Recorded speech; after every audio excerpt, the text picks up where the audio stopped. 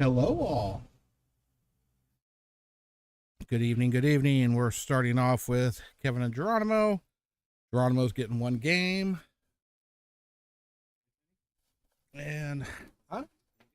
Yeah, I'm good. I'm just trying to get everything started and having to still go. I'm going to mute the microphone here.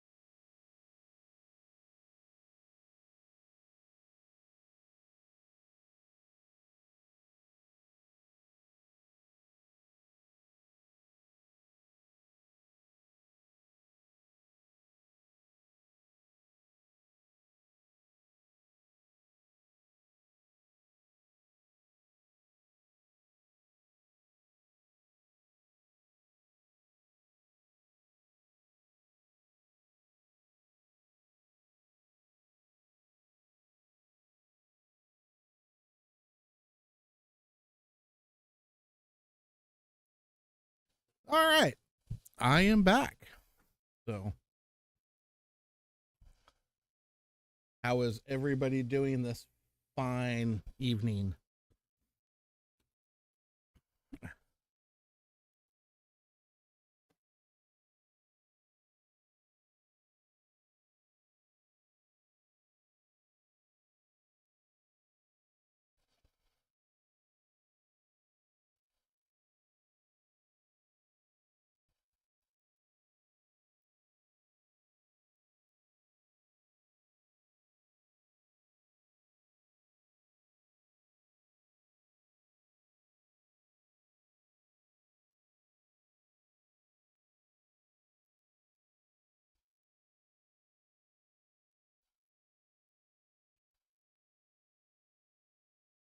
So, I just finished doing something very difficult. Um, One of my tournament players brought me food, and I've had to sit here and smell the food and try and munch a little bit every now and then as I was trying to get this tournament going. But now I can sit here and eat and chew in your guys' ear. So that's what's happening.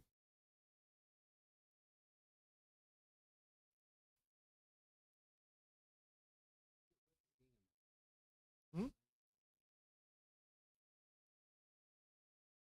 For you, it depends. It really depends on how much.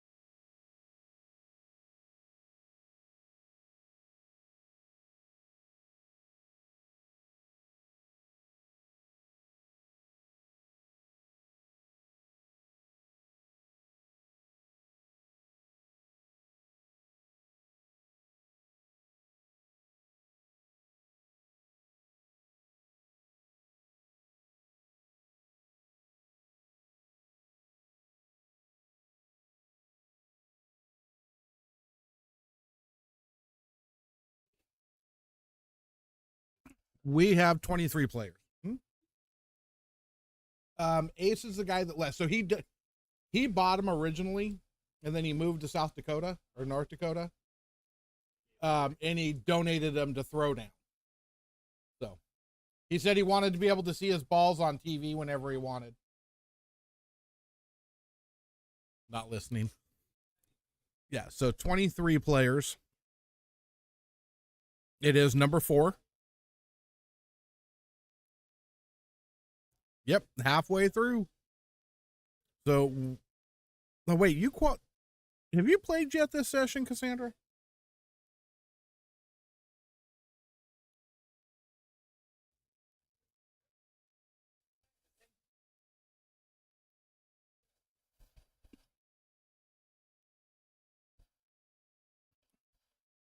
I can't remember if you qualified yet or not.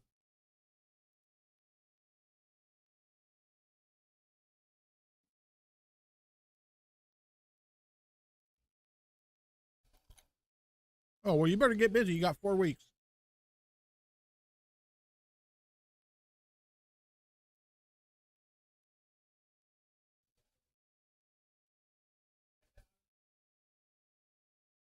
If she hasn't qualified yet, it's because she probably hasn't played in one of the tournaments yet.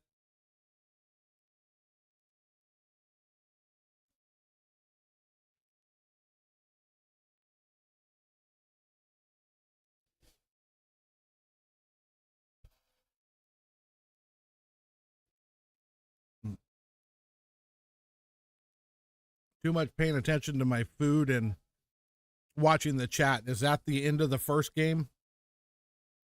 Or has somebody else won a game?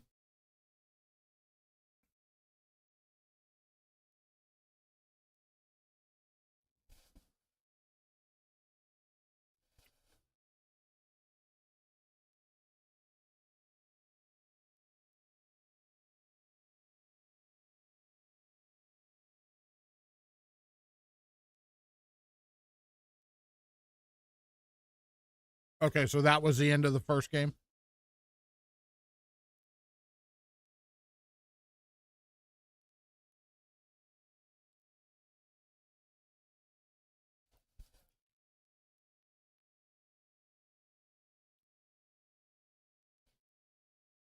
Fourth game?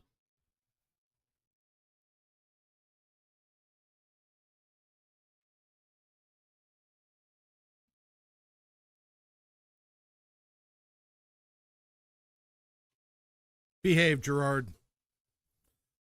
I'm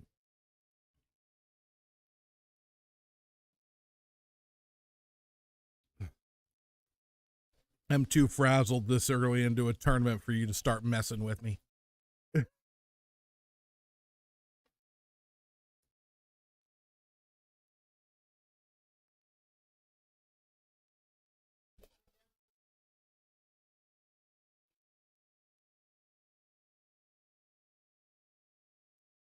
Come on, we got to give them something difficult to do. That's too easy.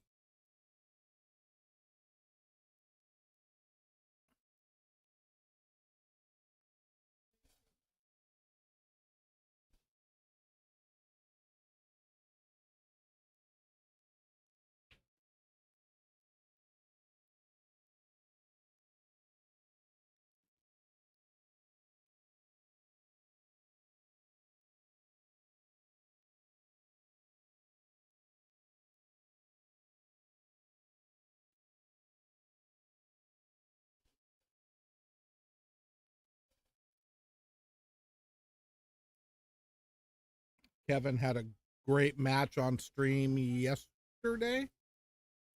Yeah, last night. Played a great match with Brett. Ended up winning Hill. But it was definitely a battle. It was a lot of fun to watch and call. Of course, I think pretty much everybody in here was watching last night too.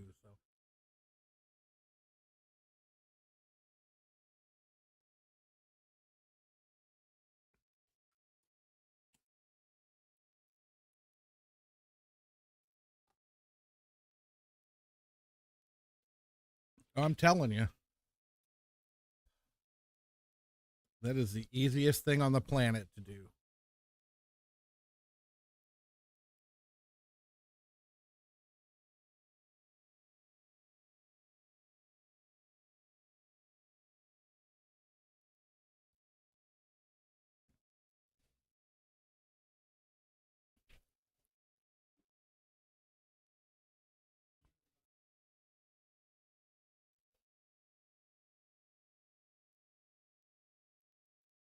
Plus, my brain's already starting to slip into vacation slash pool tournament mode. So that's making things kind of out there as well.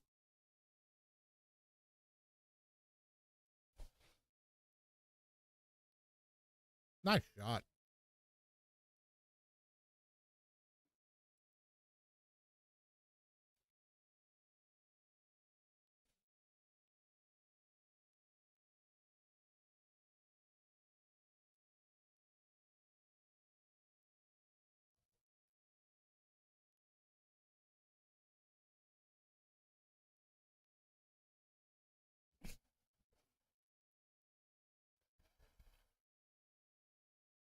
I know, ain't it awesome?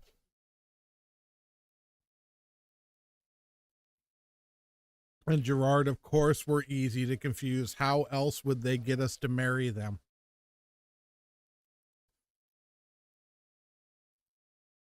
Wait, don't answer that question. I just answered it myself, but we won't go there right now.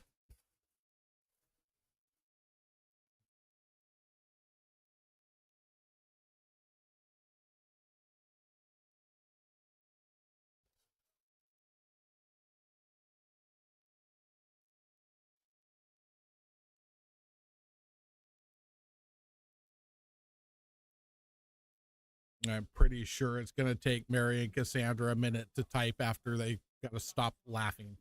So,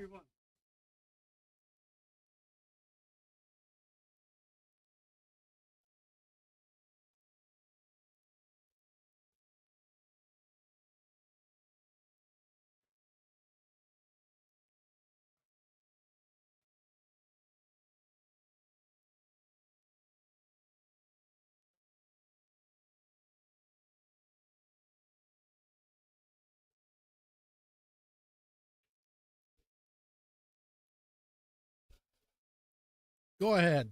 She doesn't scare me. She's asleep anyway. She won't see the message till tomorrow morning, and then she can kill me in my sleep. That's easy.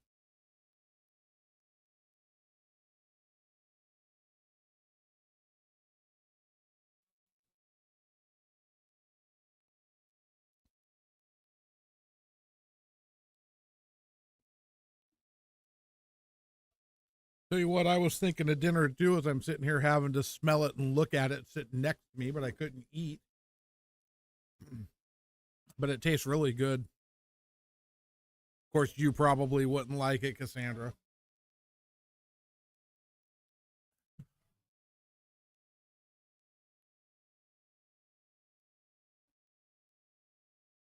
It's a little more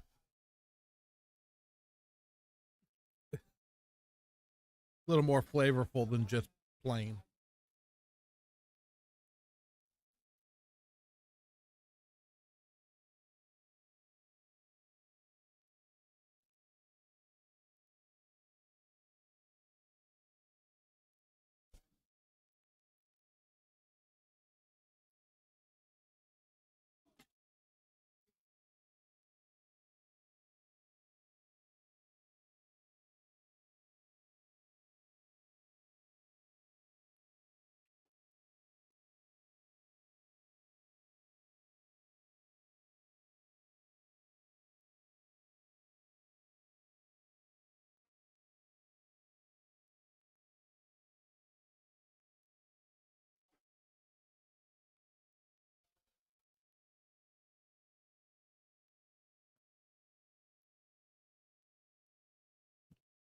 Mary, your guess is as good as mine.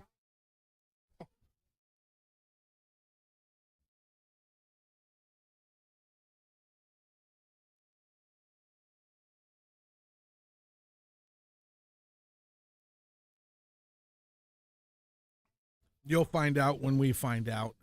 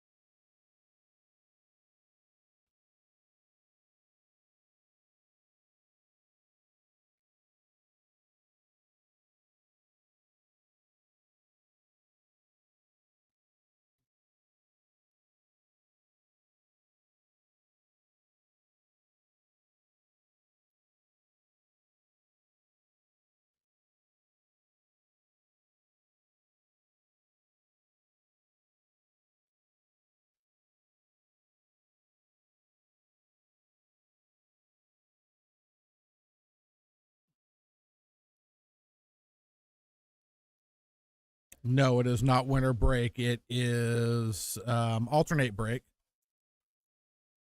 We'll know right now. Geronimo makes this ball and the game isn't over. Then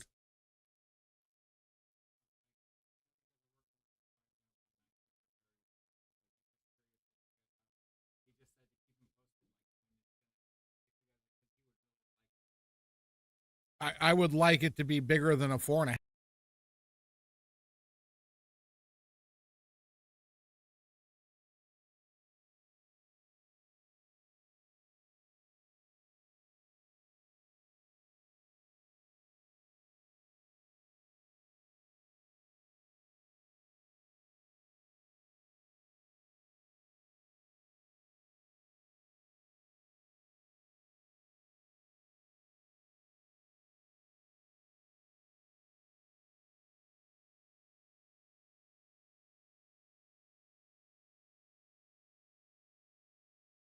So here we go. This is Hill Hill.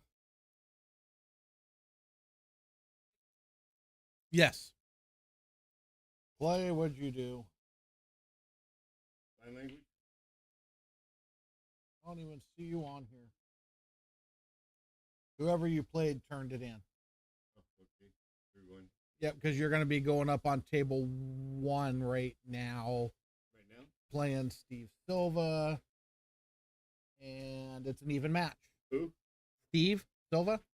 Steve Silva. Yes. Steve? That's the guy that comes from Turlock or Tracy. He'll get the text. He'll be there. Okay. All right, table 1.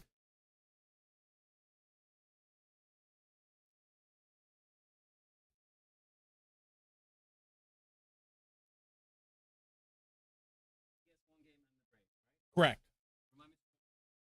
Yes.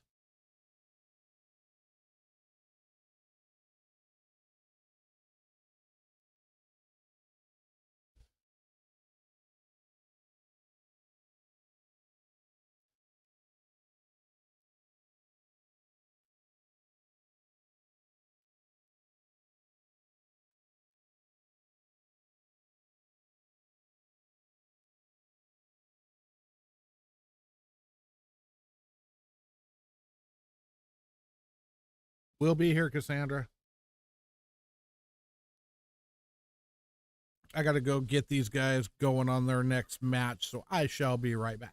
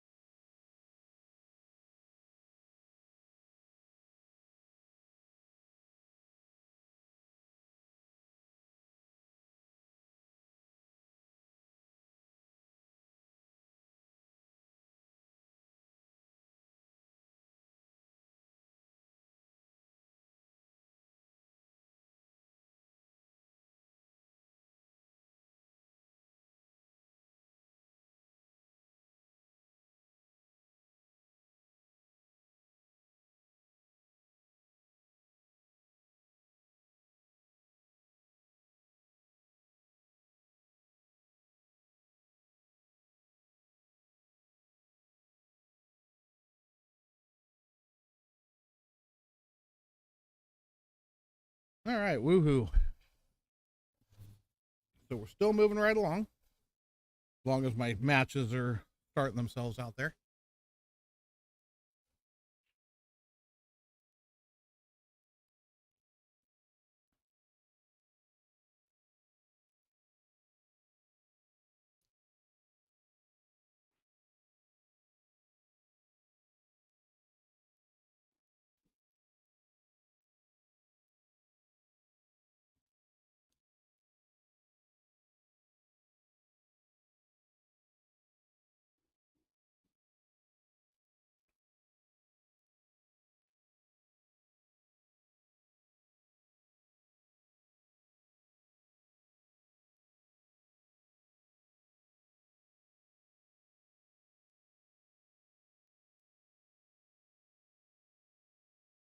Woo!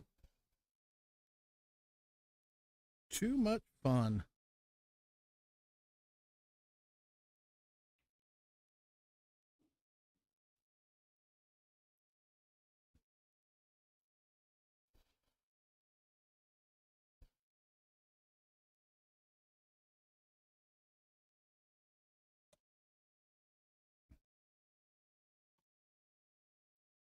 All right, guys, need to go take a look and make sure my guys are all going. I'll be back.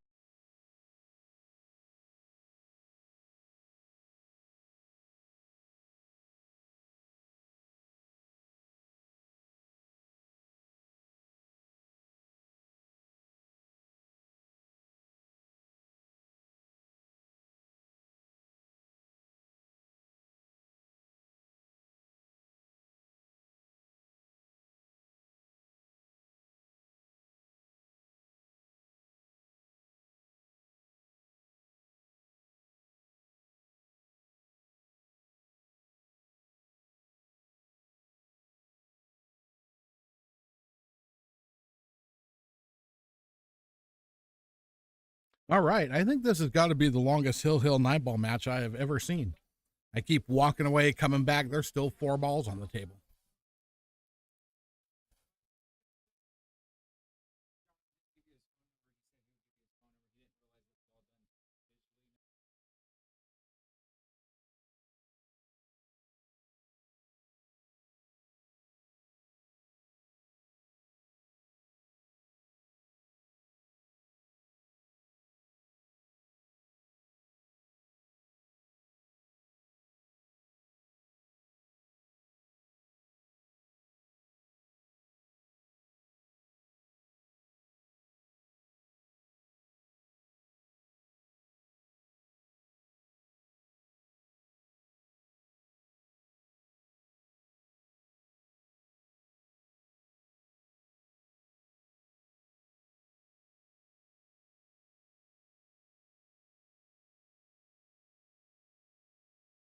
All right.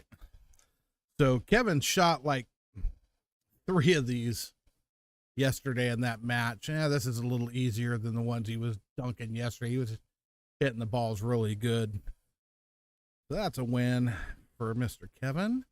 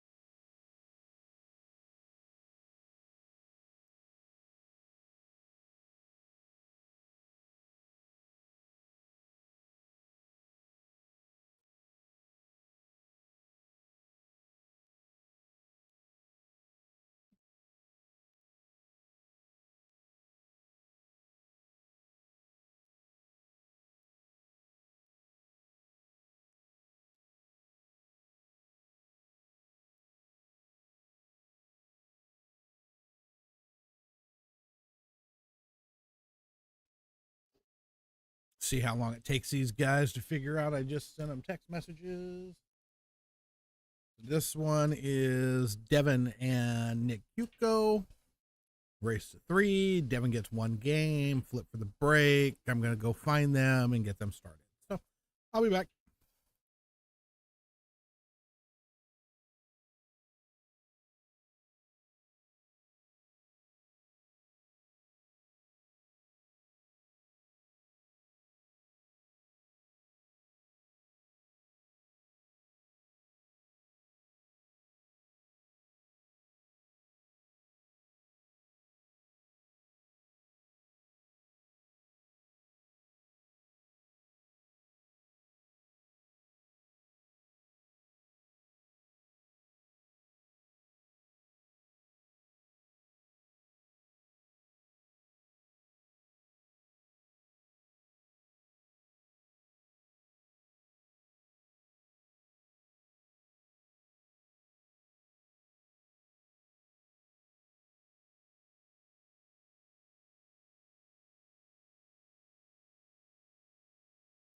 Everybody's so quiet.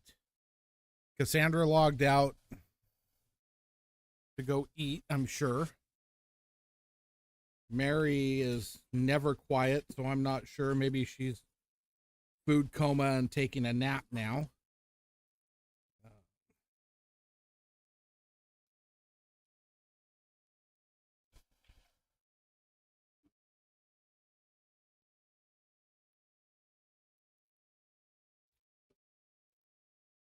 Or she's helping Amber plot my death. One of the two.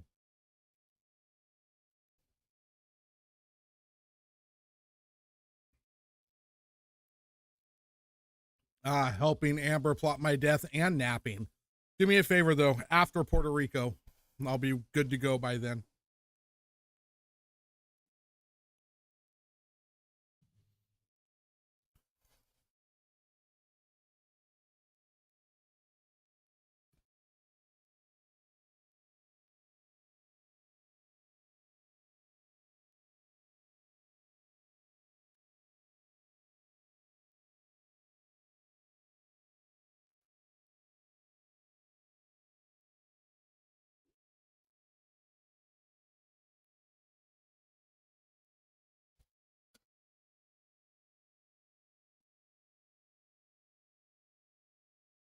Yeah, I'm sure.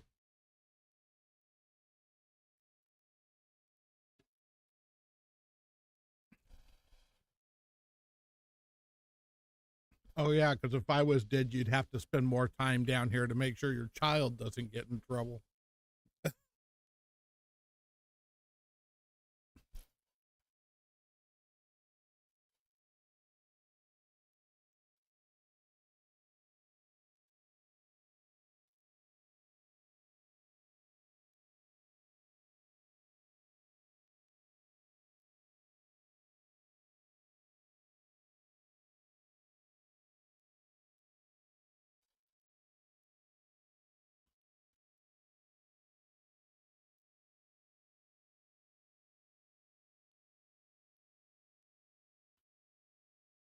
Well, thank you. I appreciate that.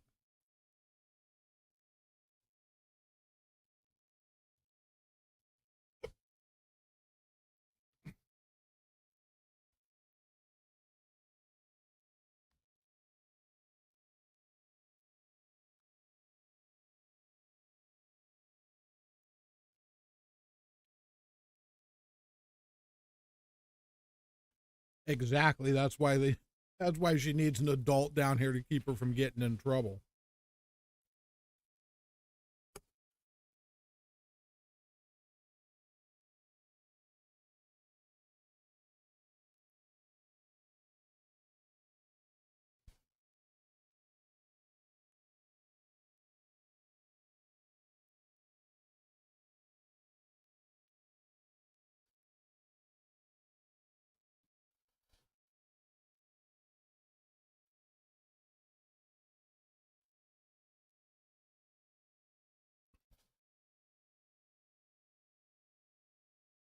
I'm telling you, I've never seen anybody rack upside down with a magic rack template before.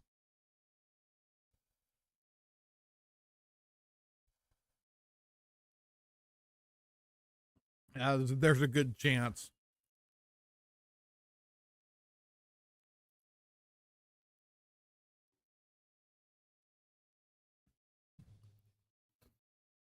These guys beat the crap out of the spot, and then they wonder why they have to rack it a quarter of a ball high.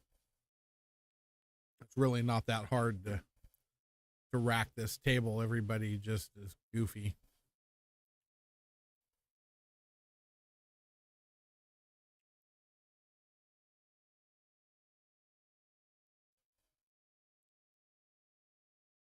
But hey, he made a ball.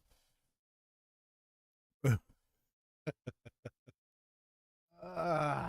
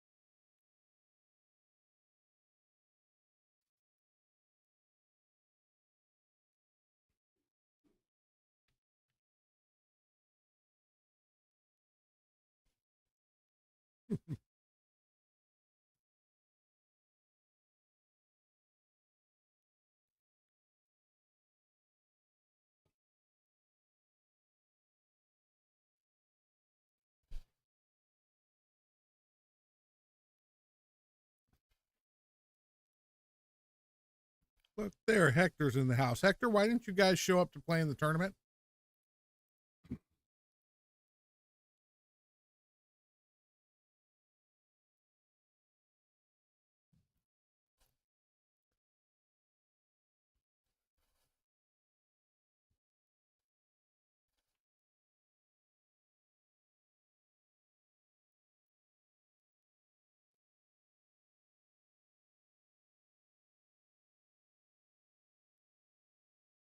Well, the funny thing is I put the magic racks out there, but I have not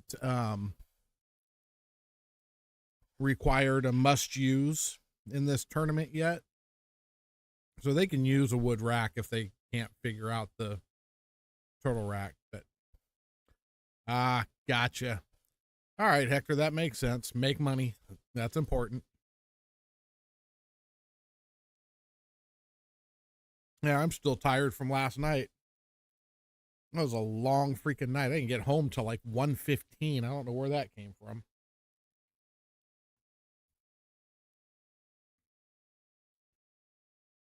Oh wait, yeah, I do. People wanted to go out to eat after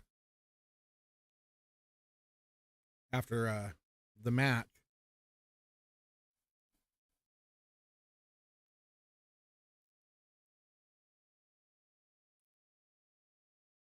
Must be nice, Adam. Of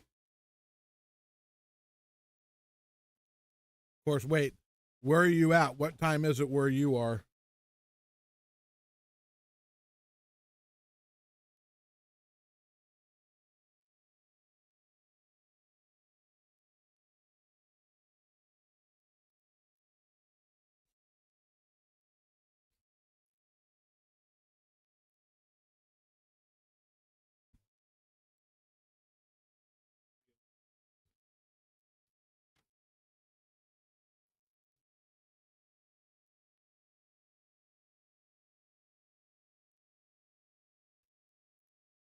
Oh yeah, so it's a little later for you than it is for us.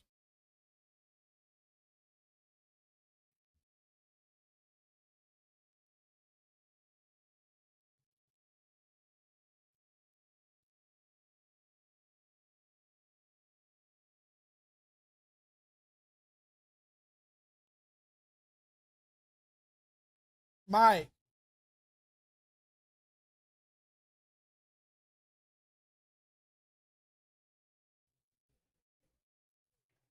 Oh, he walked.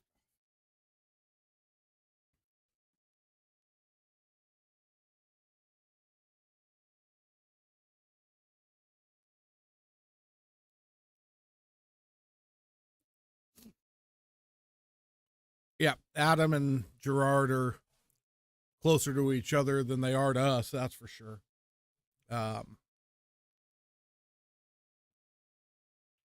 but hey, I'll be passing through your guys' time zone next week, week after.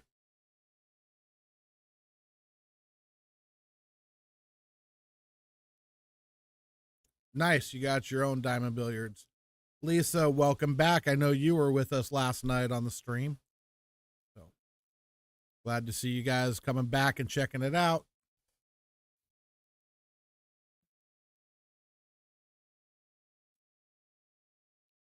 Nice. How many pool rooms do you have in your town? Like 10?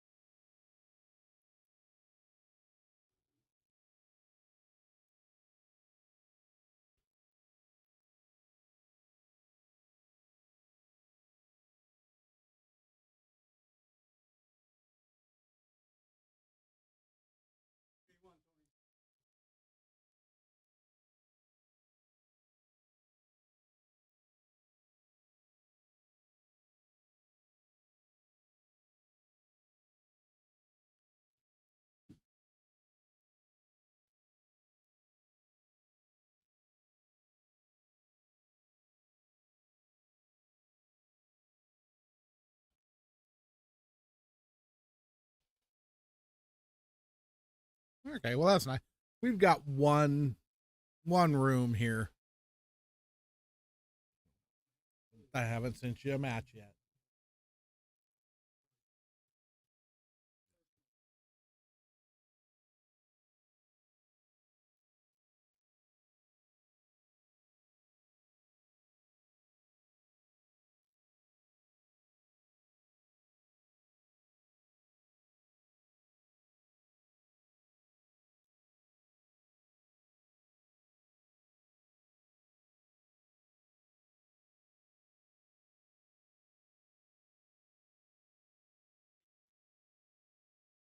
Yes. Get chase him down when you find him. Old man Sam. That's who you're playing. He's not gonna know he's playing you. Huh? Okay, good. Yep, even.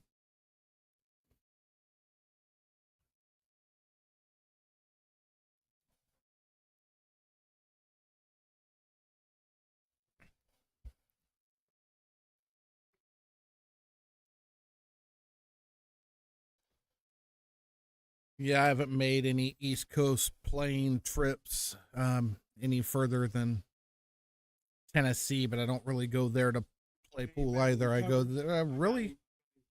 Okay.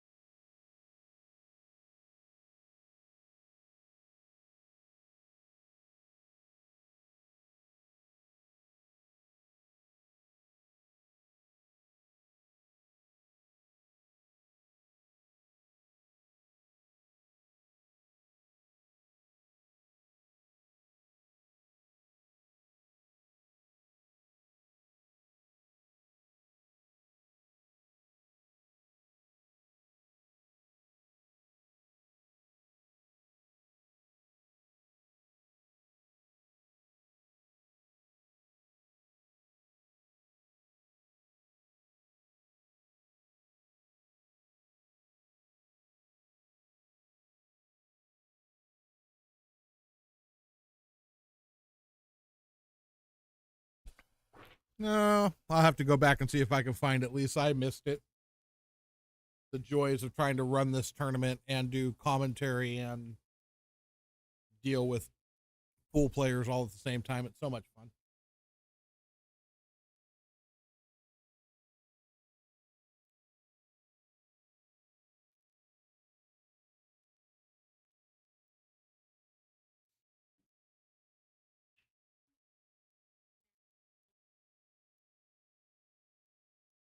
It means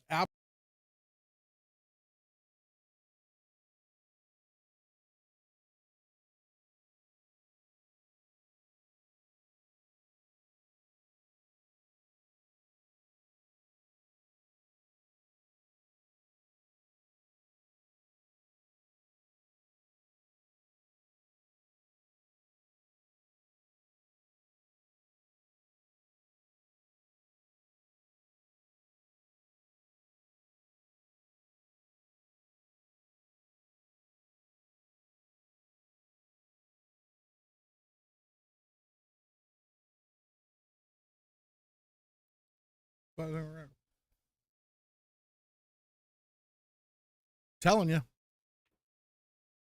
some of these guys will never figure it out. Hector, I am having super gyros. Having a gyro plate with chicken and gyro meat and rice. And I'm almost done, finally. I got it before the tournament started.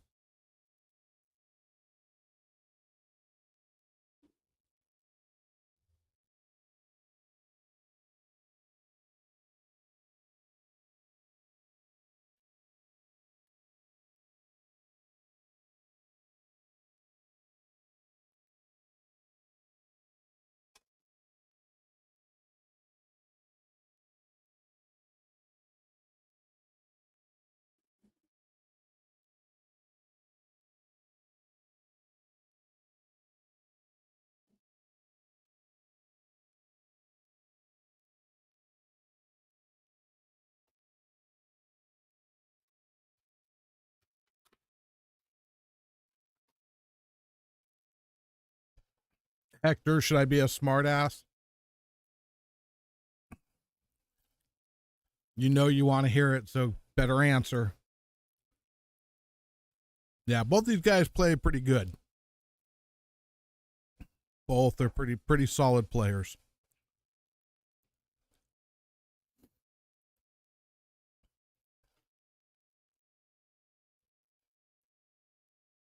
But Hector, my smartass comment is I may not get to play Call of Duty with him, but he brings me food.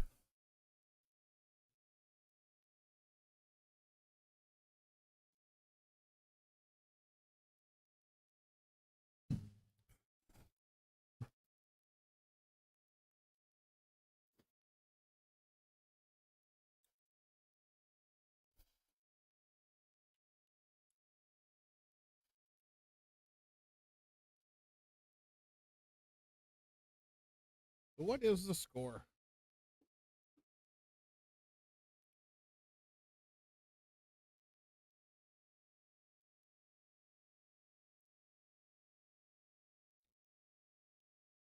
All right, 2-1.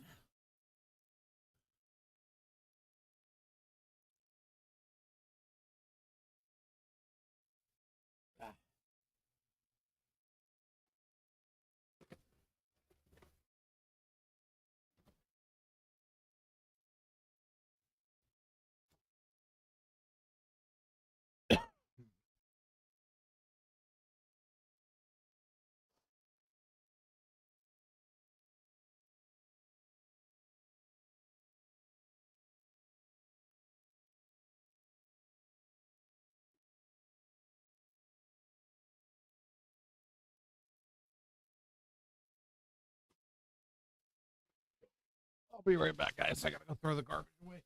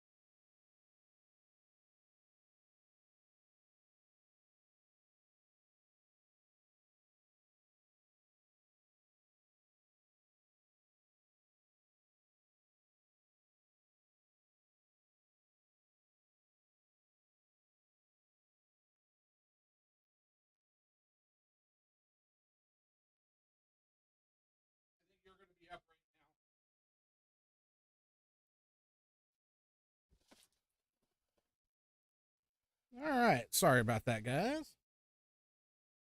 Da, da, da, da.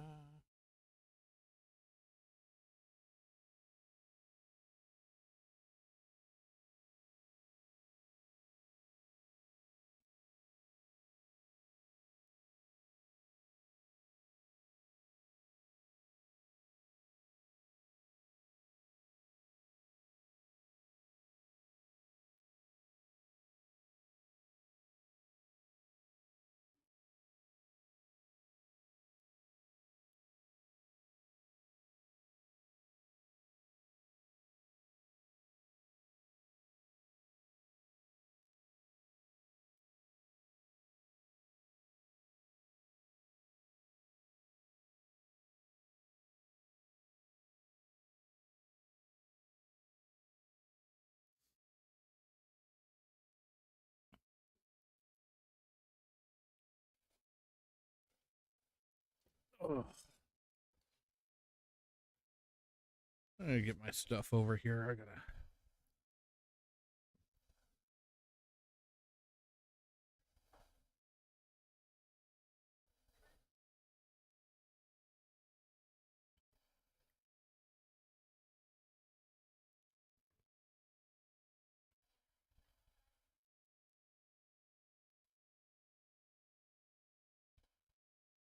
Does this one go hill?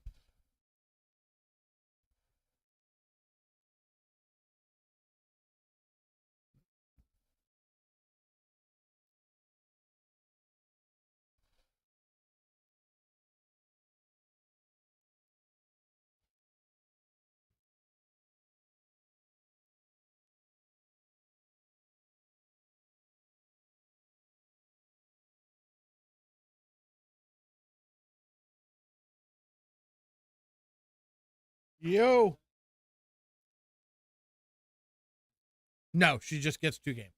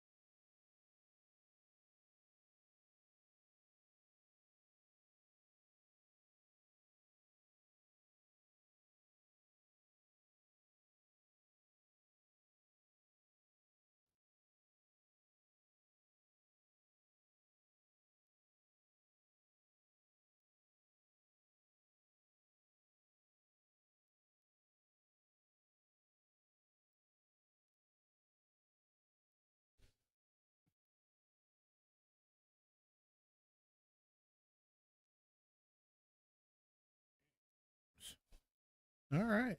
So now we're gonna have a new one here.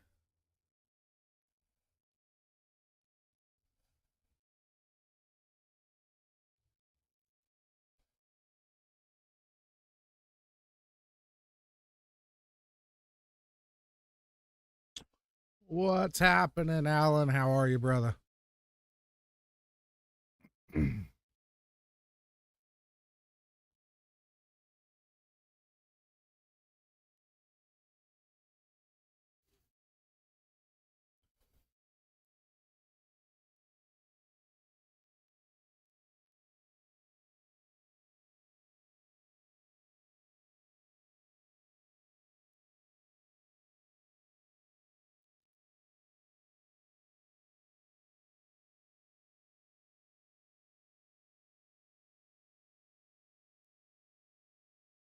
All right. One match.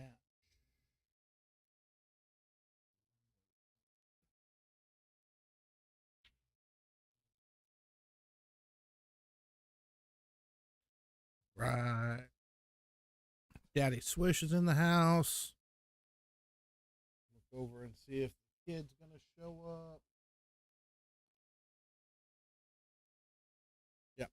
I'll be right back. Otherwise, I'm gonna have to yell at somebody.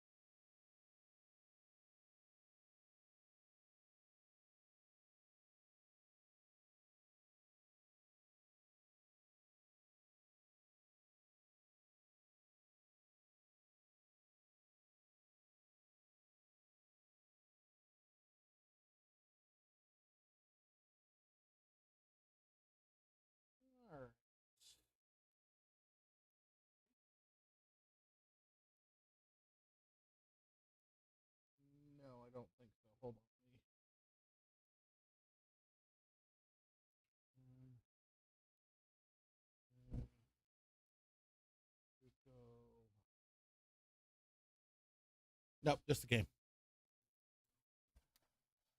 Ugh.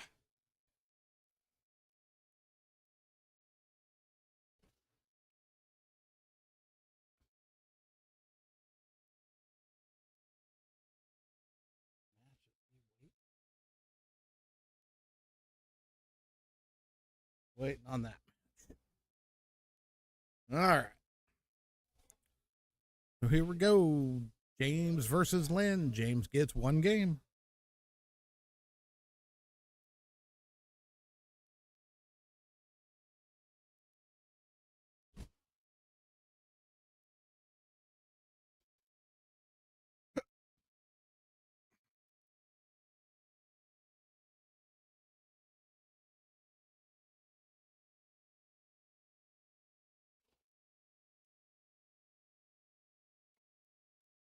Al and I am doing pretty good. I'm on a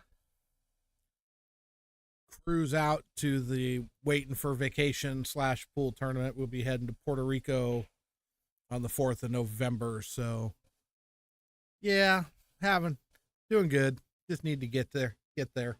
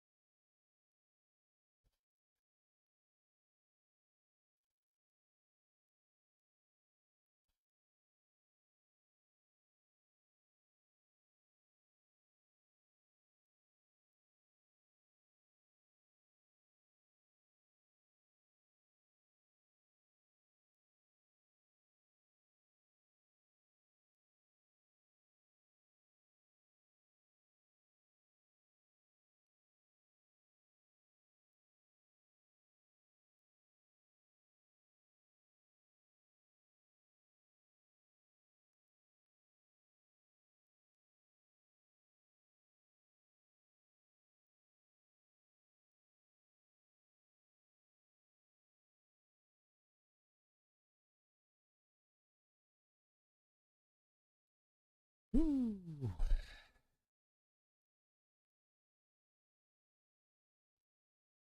Hey, look, Mary's back.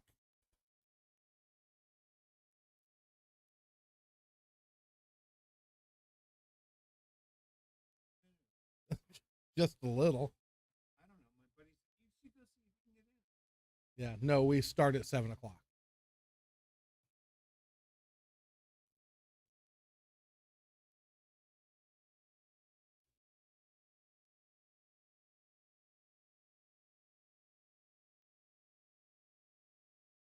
Oh my god.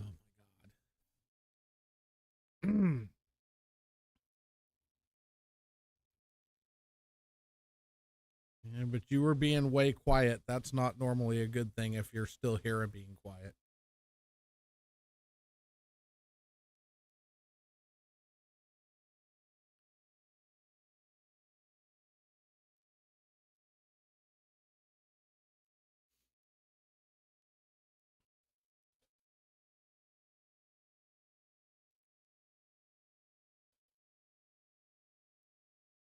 Ooh.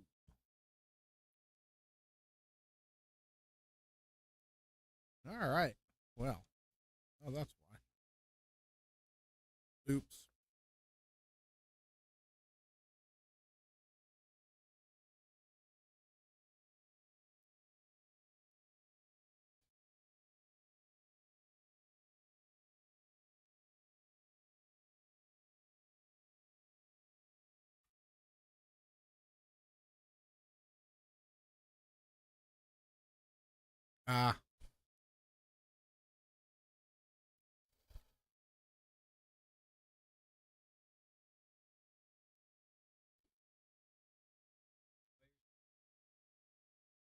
23.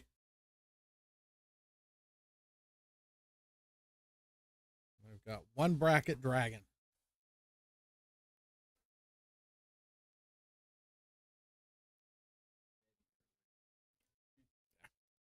I just.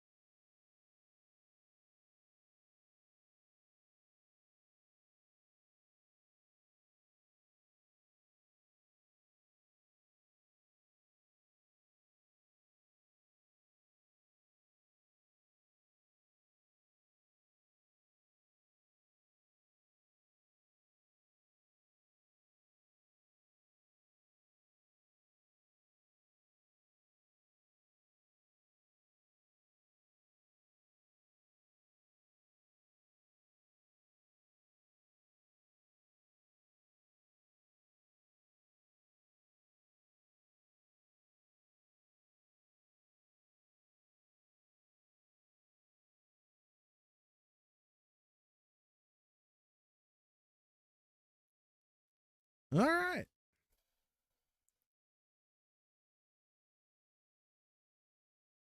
So this match, sorry, I was dealing with some stuff. This match was one game, just the game. But yeah, sounds, Adam, like you kind of know our system here, because our handicapping systems, you know, you either get a break, you get a game in the break, or you get 2 games in a race to 3.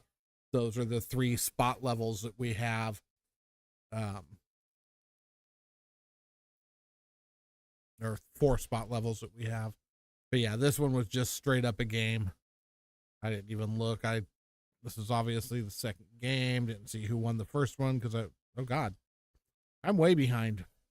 So who's up 2-1?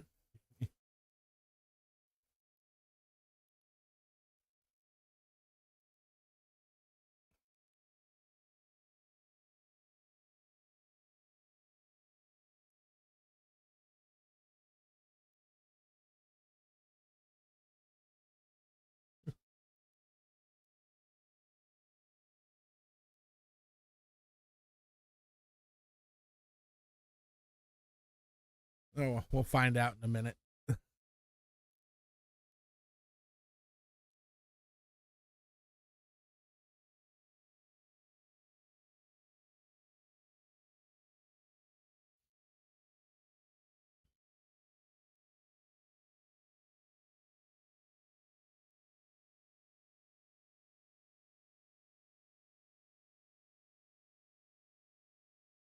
Yeah. Yes, it is. And it is sometimes it's fun to watch those matches. Sometimes you just kind of feel bad. Because those guys that are going to one are just slamming balls a lot of times. It's kind of comical. But it's a fun tournament. This tournament's been going for 17 years or something like that. Maybe not that long. Trying to remember. It might be 17. That might be how long we've had bar boxes in here, because I was gone when they came around and then came back. But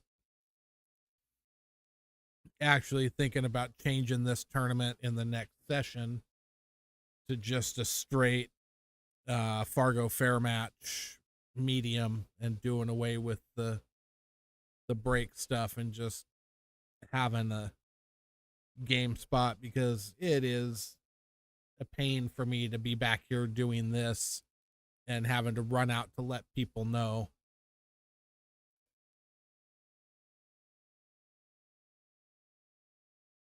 Yeah, exactly. And that's a lot of what happens.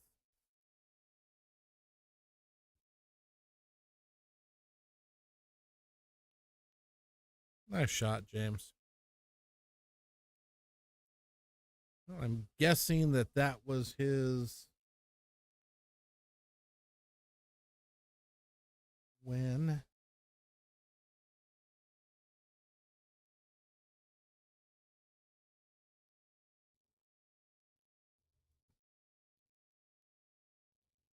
All right, I got to get some games going, but I need that match to end. I've got all these winners bracket matches to run, but I got a losers bracket match that's going to be falling way behind if I keep running other stuff.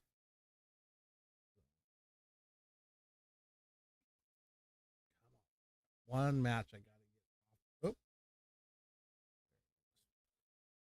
See what happens here. Let's see. Actually, I'm going to stick a winner's bracket match here on table 5. What are we going to put up?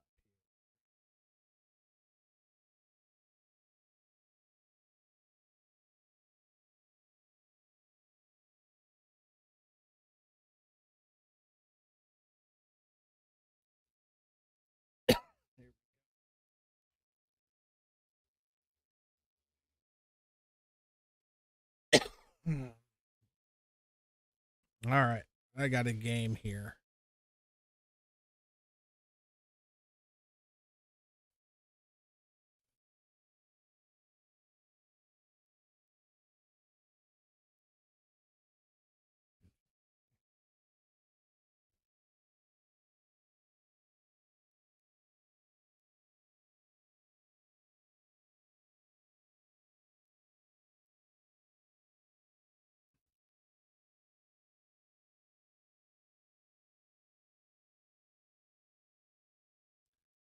Oh, she's saying that because she is playing Sargon right now, but she is one of those One game.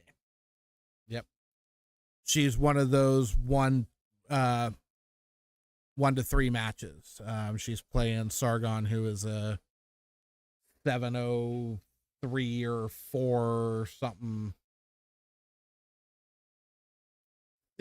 Fargo's in the 700s.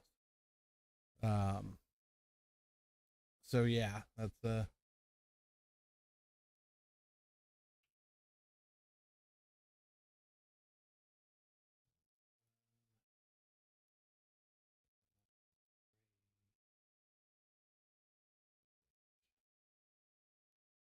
that match going.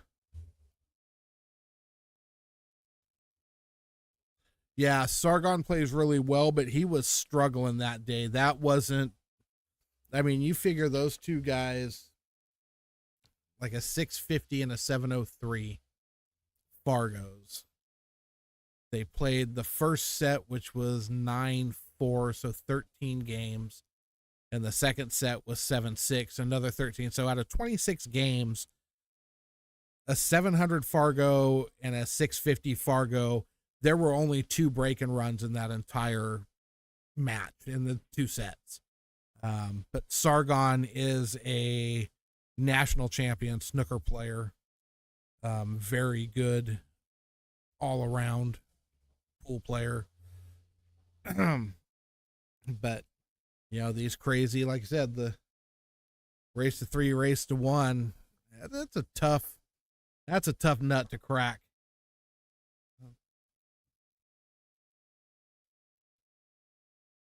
And it looks like Sargon did crack that nut. So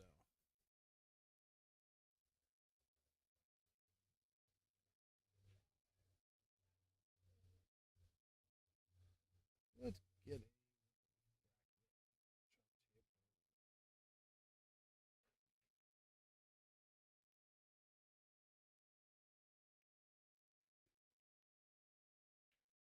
These guys on one.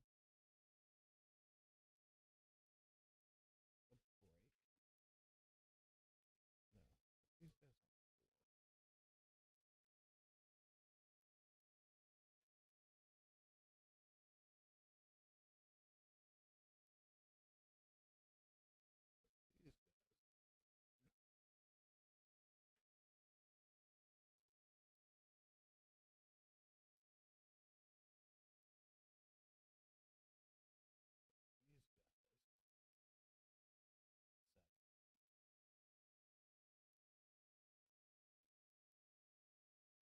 All right, I need to go give some break matches real quick.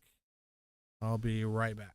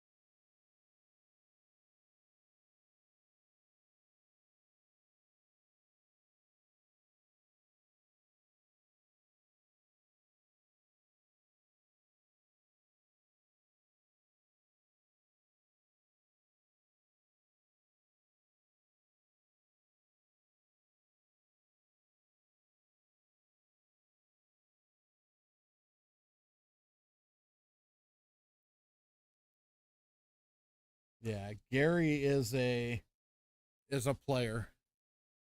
Um, all right, I'll be right back. Sorry.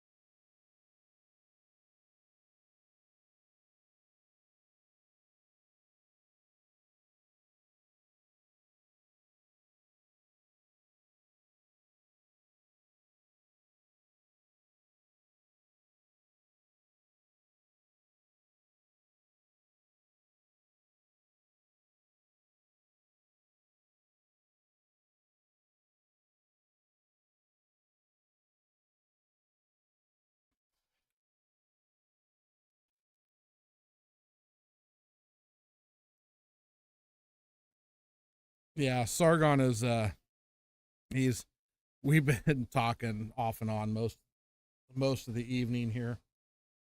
Um, he's coming to the realization that I came to several months back.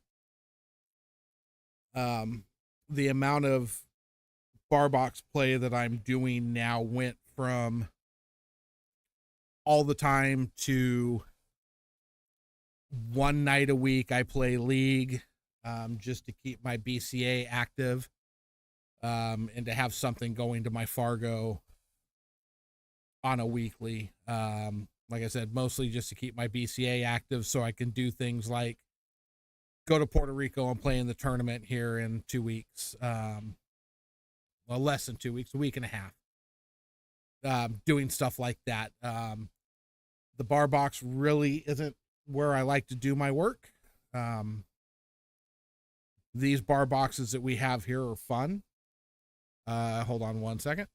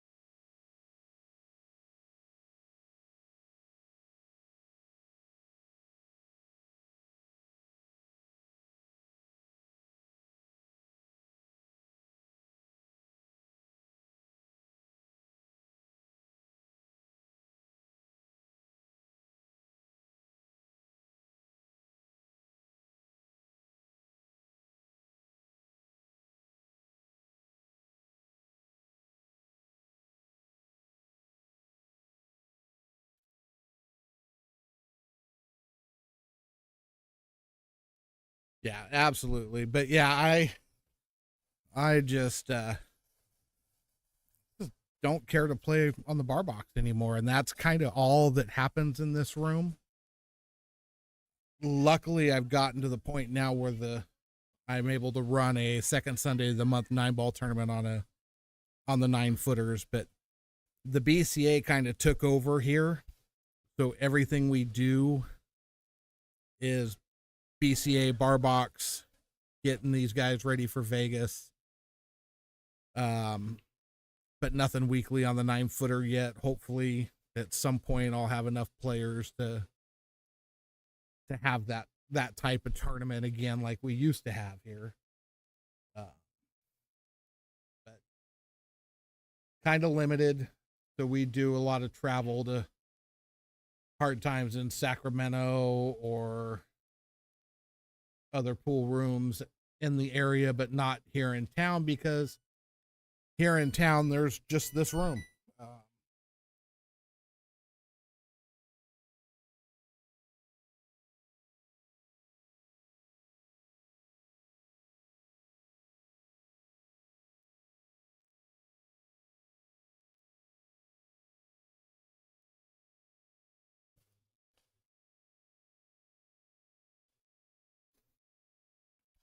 But yeah, so we have fun. Through all this, I have no idea what's going on here. So let's see here. Somebody's up 2-1, and I have no idea who.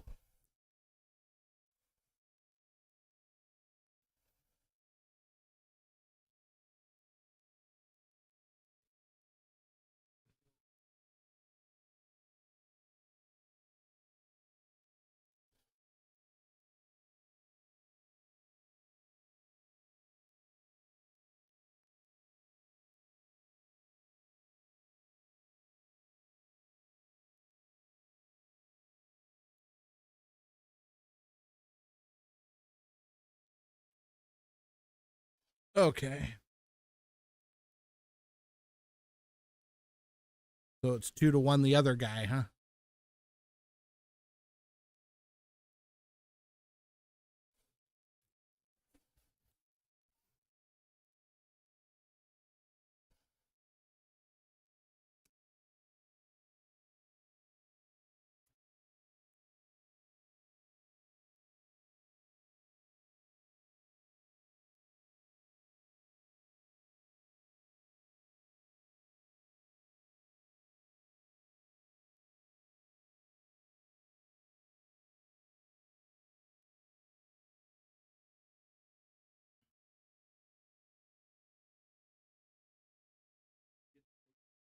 I don't know. To just submit it? Who'd you play? Well, somebody submitted it because he beat you, right? 3-1. Yeah, you got a game, but you won a game.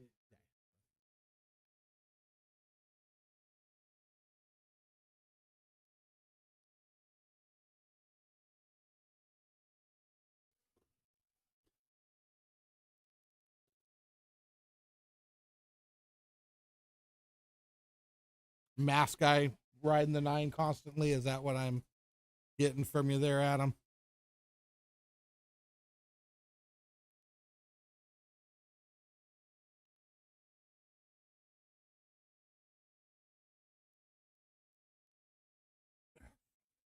Let's score.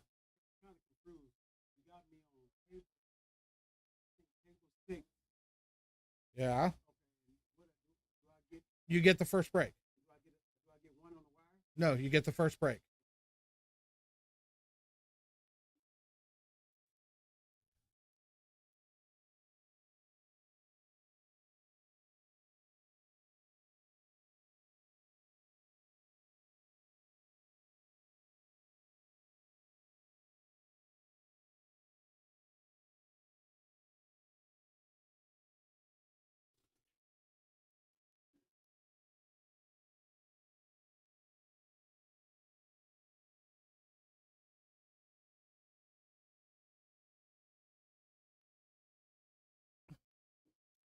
All right.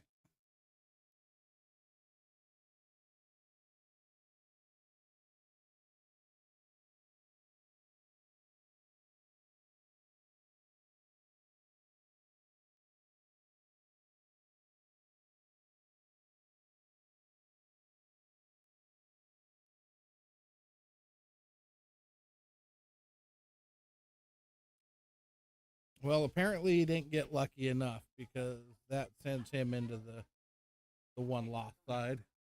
Yes. My bad. 2-1. 2-1. I accidentally scored 2-0. Got it. Huh? He fucking like bucked up on me. Who? ET. About what? So you know how I fucking made the 9-ball the first game? I missed it. Not the first game, but the second game. I shot it in so that way he doesn't fucking cheese. I put the 9-ball up and I said, "Hey," and he's getting ready to shoot. I'm like, "Hey, don't shoot until I put the 9-ball down." And he looked at me. He's like, "Who the fuck are you? I've been playing pool longer than you've been alive." I'm like, "What the fuck? What's your problem?" I was fucking just wrong. I didn't fucking do anything, bro. Okay, well, all that just went out over a live mic. Nice language. Thank you for my stream. All right.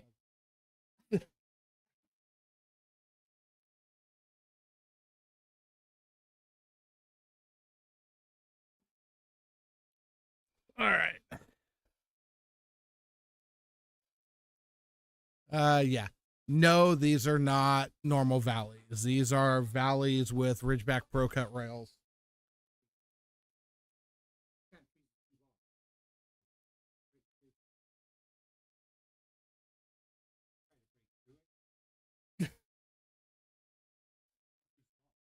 Okay. So yeah, so the pockets are smaller because it's a the Ridgeback Pro Cut rails, so they're like 4.25, I believe.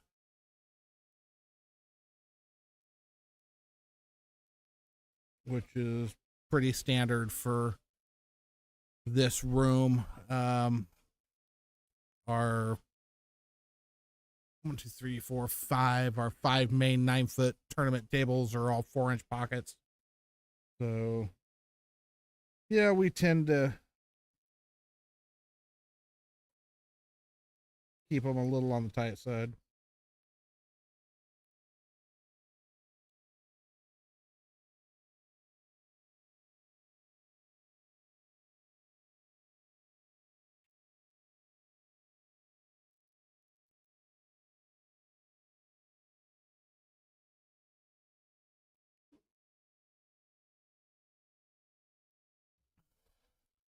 All right, I'll be right back.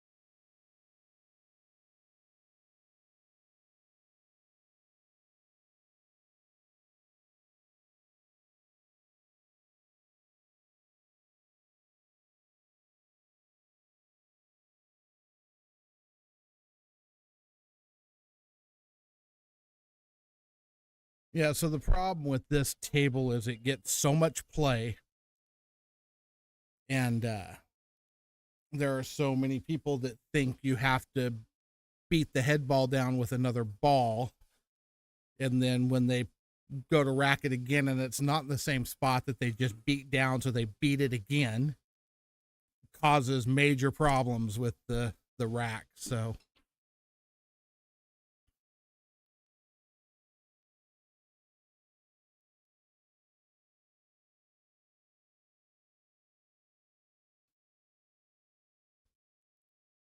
yeah, well, we've got them here, and then people whine whine about the 4-inch pockets, and then it's pool players. They all,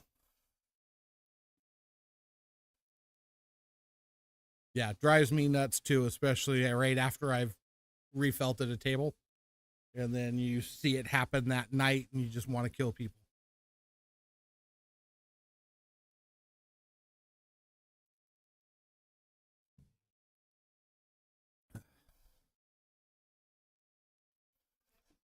But yeah, I love our 4-inch gold crowns here.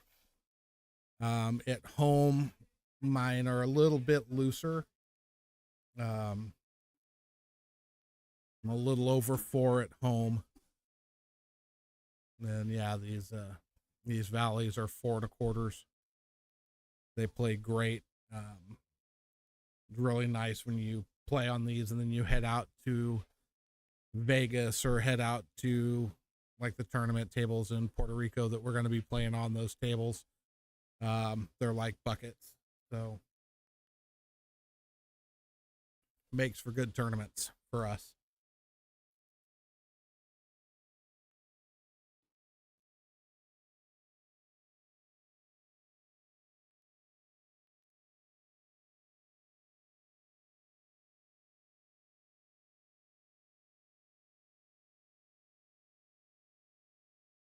Yep, that one's definitely going on table 5. Hey.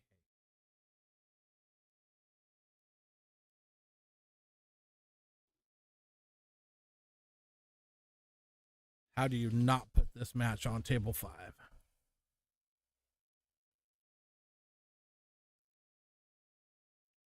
Sargon,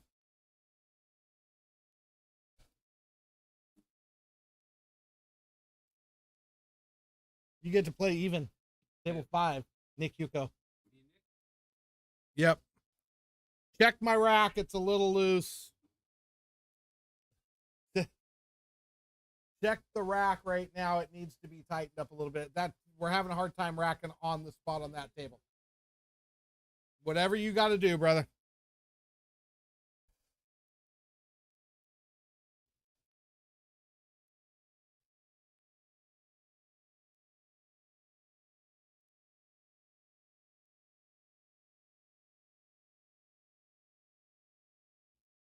All these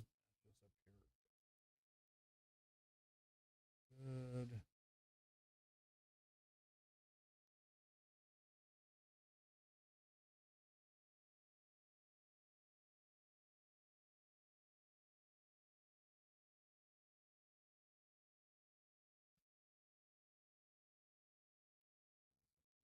Two.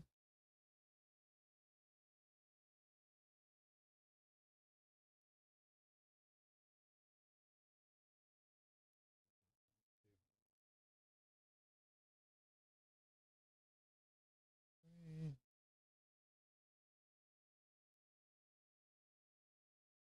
Josh. Josh. Is he right there? He gets one in the first break. He'll have the tech. Table 3.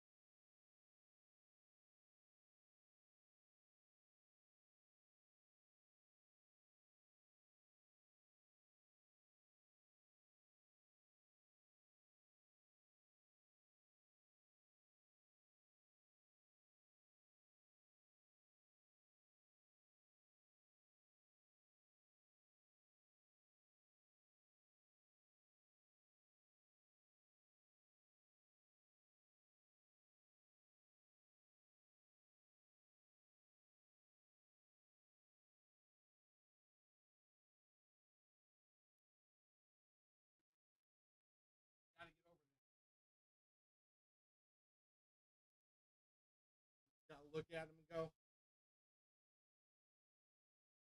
put the 9 in your pocket, wait for him to shoot. And then go, ball in hand.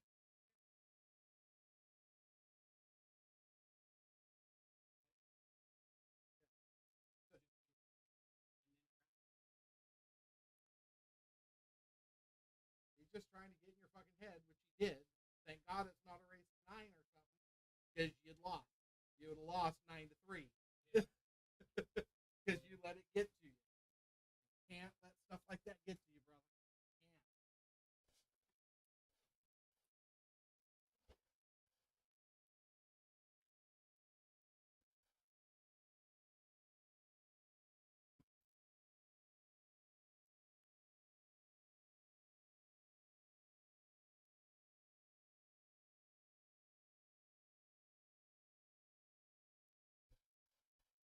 Yeah, it's funny. This room started with Gandy's. We opened in '89. We had 25 Gandy's, a snooker table, and a billiard table. 27 total tables, all Gandy's. Our fronts were shimmed up tight, but not. Now I think we've got one of the original Gandy's left in the back. A bunch of Rebcos, and then our 5 gold crowns, or 3 gold crowns, a Brunswick tournament, and a Sports King.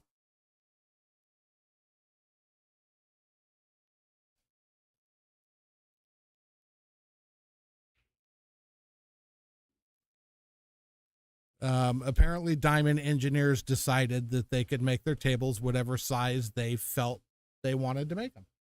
So they had to break the mold and do something different than what everybody else was doing for a common 7-foot table. But hey, it is what it is.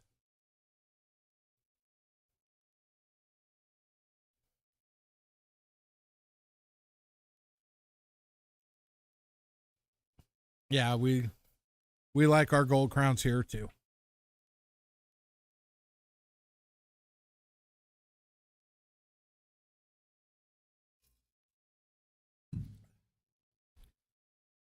Like I said, we've got our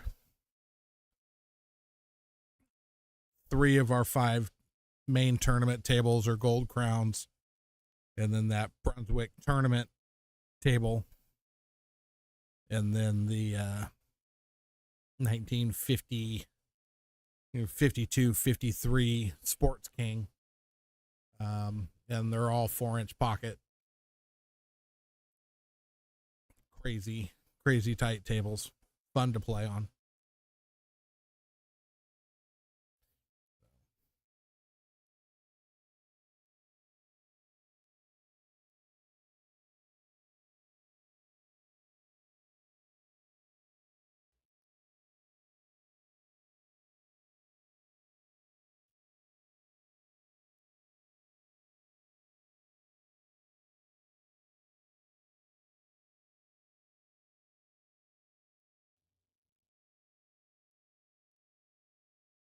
See, Hector, I agree and I disagree.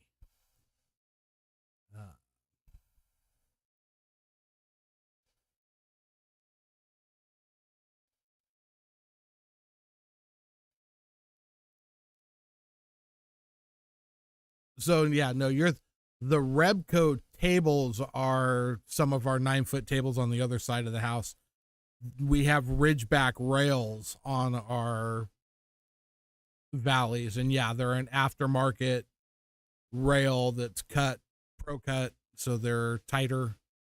As you can see, they're quite a bit tighter than a standard valley, like almost 3/4 of an inch. So, but yeah, the ridgeback rails are an absolute aftermarket rail replacement.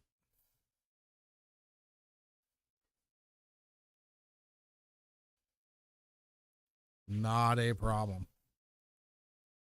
Yeah, for me, the only time I play on diamonds, got a couple guys that hang out at the pool hall here that are friends that I've played on their diamonds at their houses. And then if you go to hard times, he's got some diamonds in the back room, played on his diamonds in the back room of the tournament room. And if you go to Jointed Q in Sacramento, he's got a couple diamond tables in the back room there as well. So yeah. So Gerard, yeah, the Ridgeback Pro cuts are 4 1/4.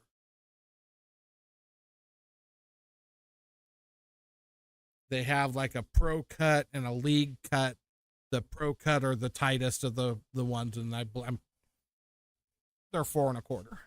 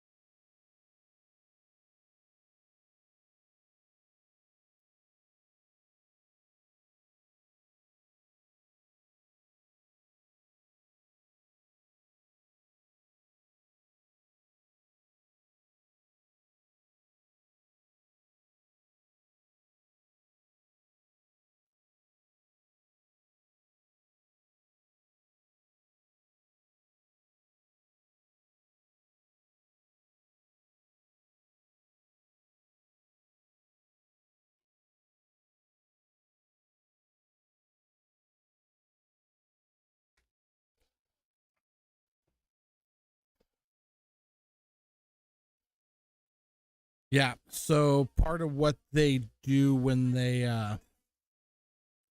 tight when they make these rails is the wood behind the rubber is a bit thicker, so it actually comes out into the play area a little bit, because if you just tighten them in their normal spot, you're almost making the shelf completely disappear. So you gotta come out into the play area a little bit further so it keeps the shelf.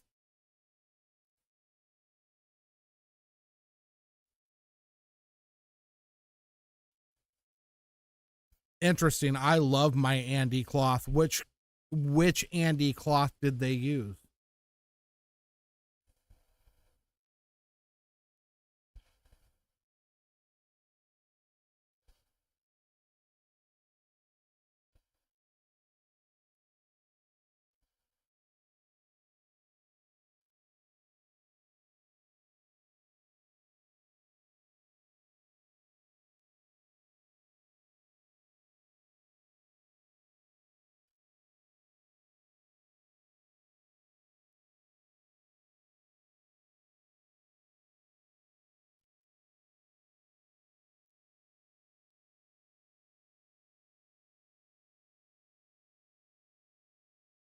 Anybody see who won the first game?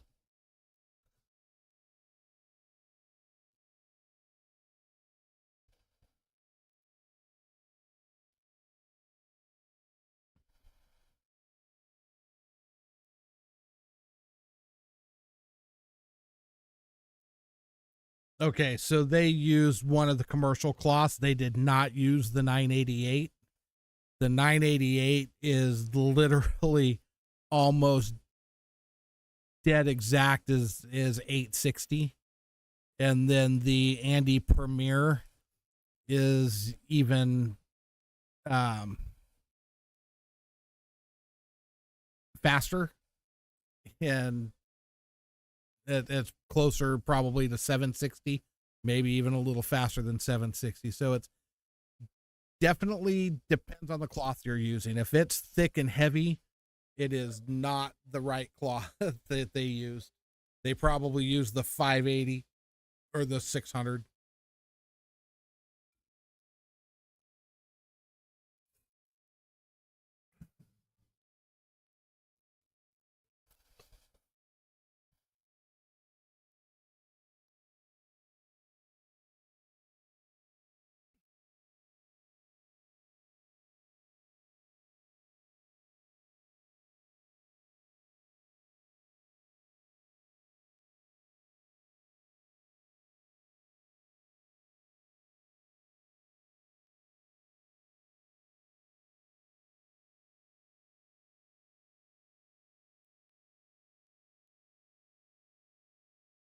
Yeah, so I will guarantee they either use the 588 or the 900, but like Adam said, and I can speak for the 988 as well. It's what I've got on my table at home, and you can't tell the difference between that and 860.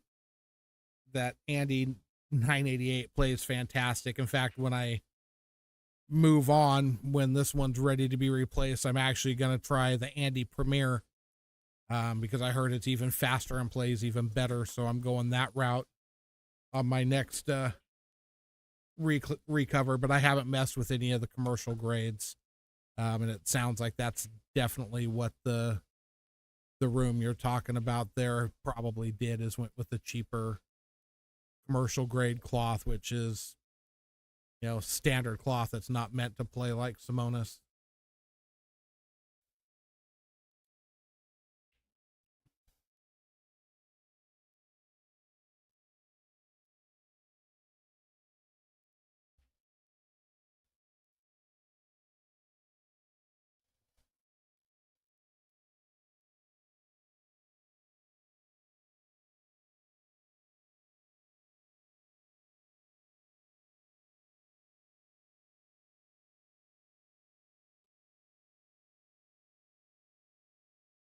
Three, two.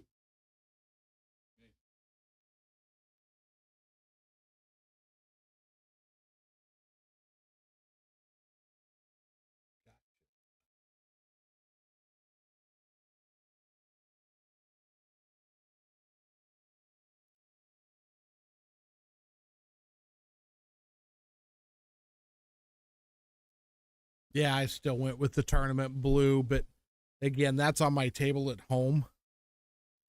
So it doesn't get the play that it's going to get in a pool hall, and it's holding up fine. I can't wait. Can't wait to get the Andy Premier and give that a shot.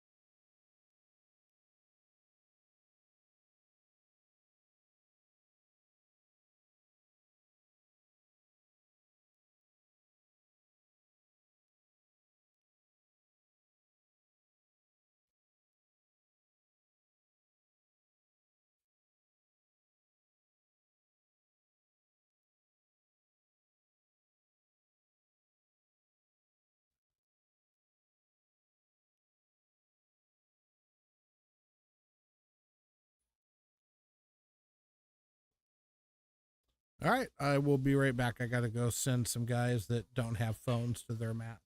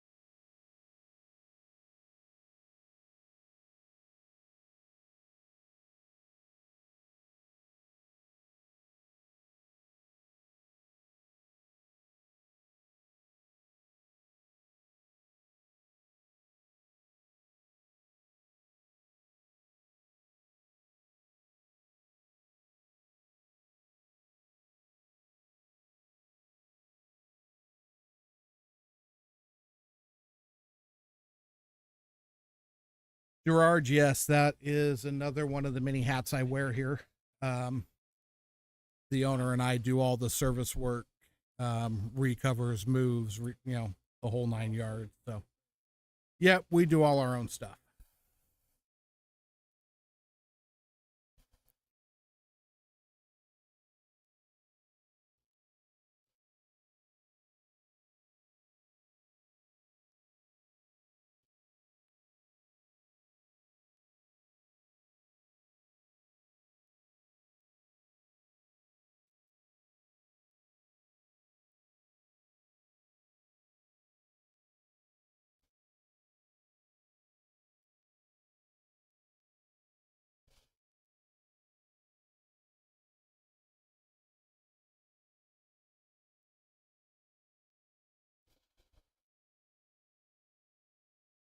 Yeah, yeah, it does.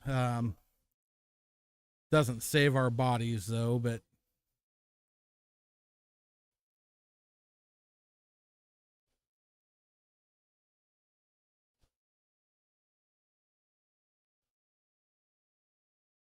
yeah, it is a lot of work to add. Like I said, we've got the 3 gold crowns, the Brunswick tournament, the Brunswick Gold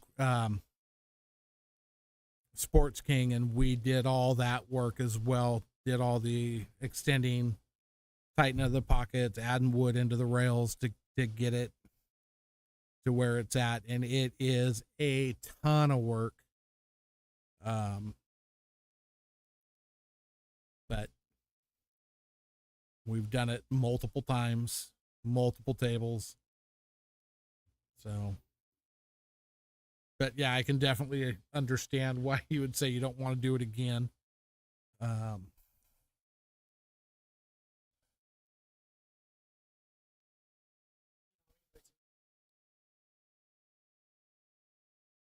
hey, you're right.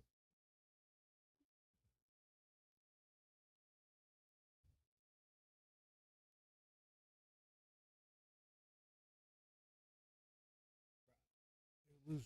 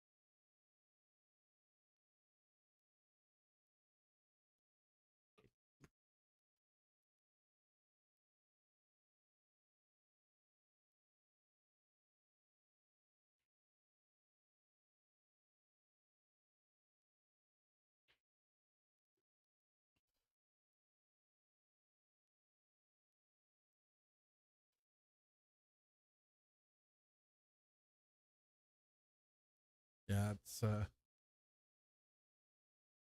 do a lot of stuff around here. Thinking about all the hats I wear, but I love it. Love the room.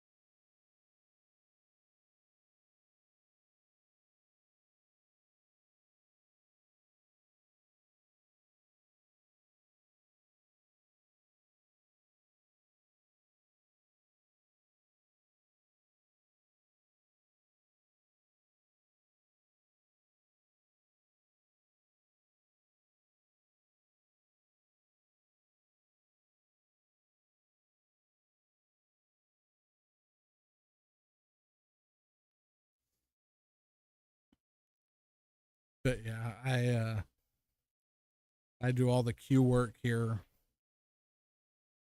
The owner and I do all the pool table work, both in the pool hall and in the sales, delivery, and moving side of things. I do the stream. I run the tournament. Um, do a lot with the leagues as far as stats and paperwork and getting that stuff going. Um, work behind the counter a couple days a week. So yeah, I'm here a lot, do a lot.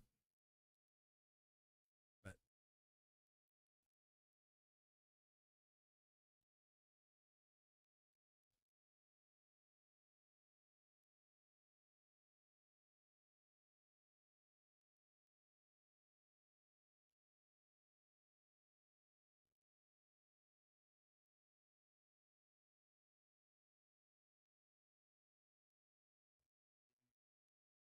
no, no, just the break. Huh?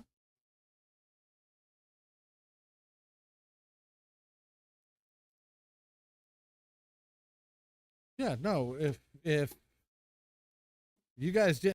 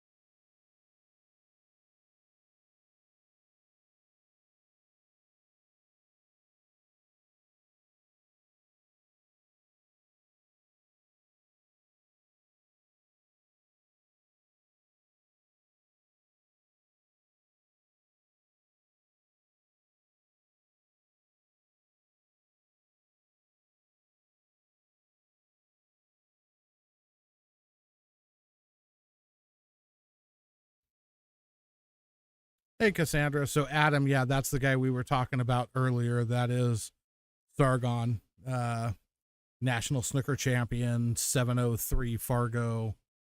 Um, definitely plays pretty sporty.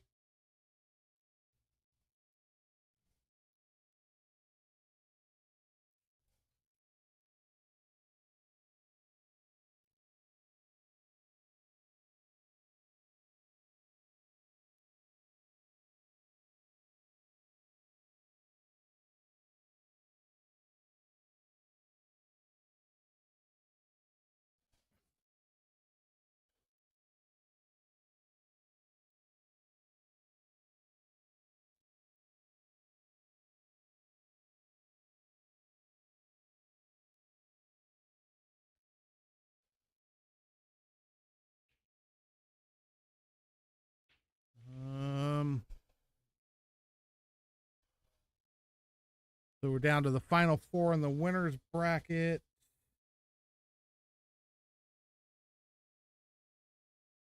And the final 8 in the losers bracket. So a few.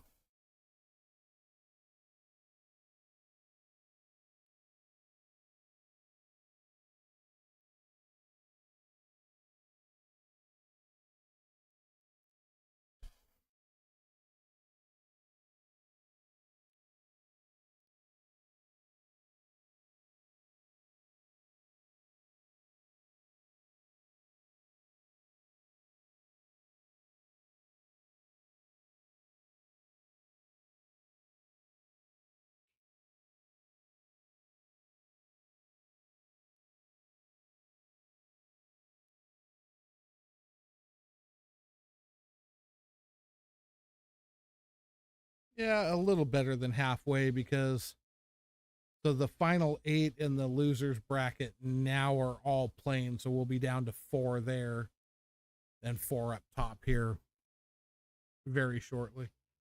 So we've got a total of 12 matches that haven't started yet.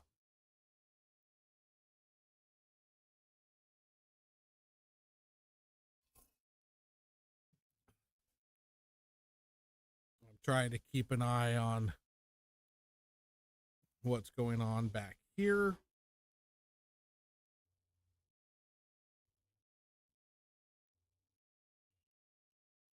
I'm not sure what's going to happen. What's happening? I'll be right back. I gotta go find out what's up.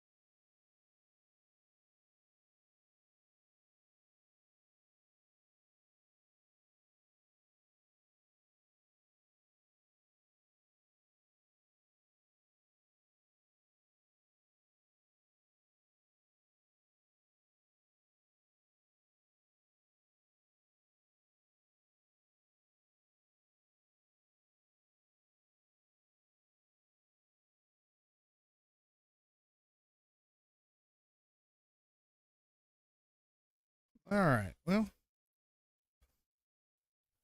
everybody's having fun. Ish.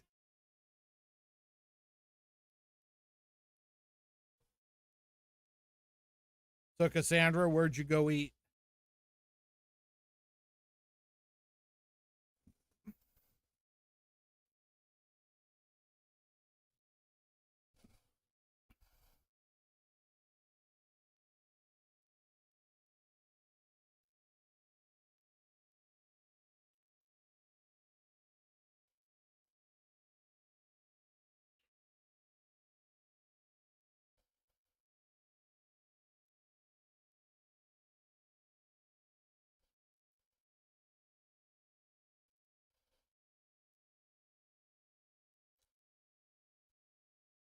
Wait, don't those come with a sauce? Do you use sauce, or do you just eat the tacos and throw the sauce away?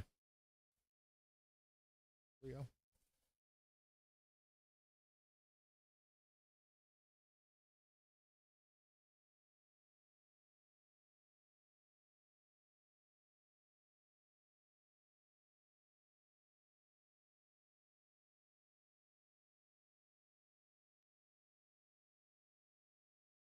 Wait a minute.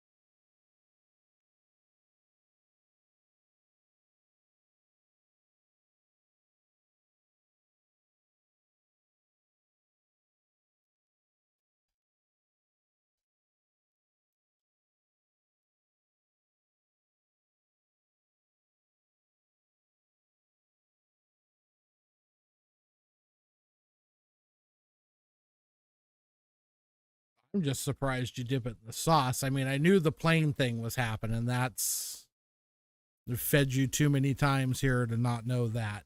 Um, yeah, but the fact that you dip it in the sauce is surprising to me. Uh,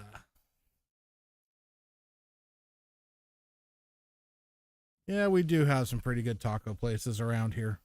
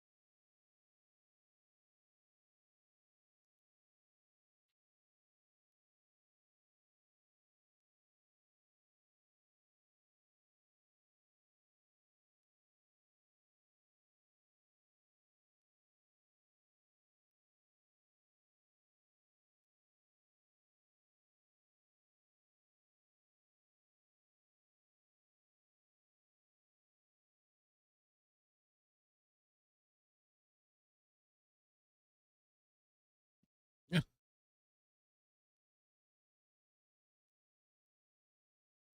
Good question, Adam. I can't tell you the answer to that. Lady J, you're killing me.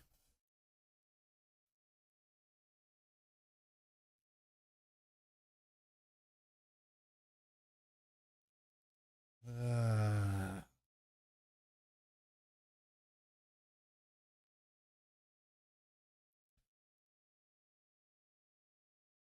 Too freaking funny. All right, who won that game? I got you. Sargon. Up 2-0.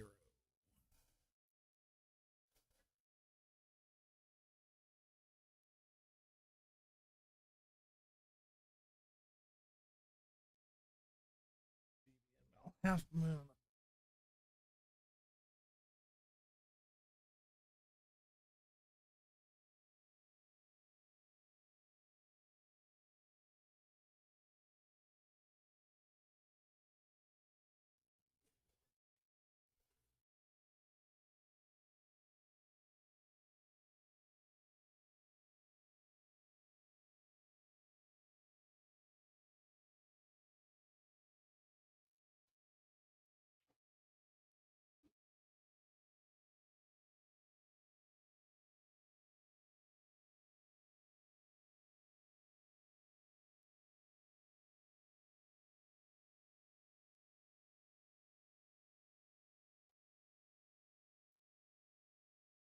What a shot. I do enjoy watching him play.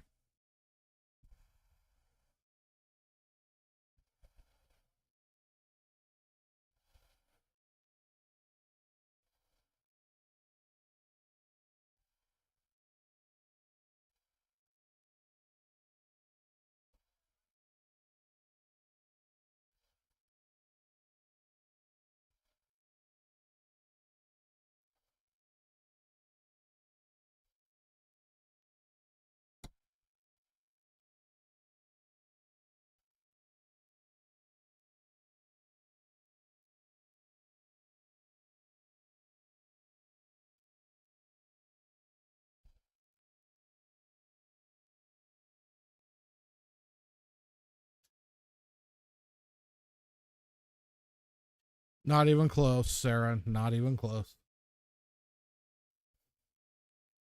We're almost down to the final 8.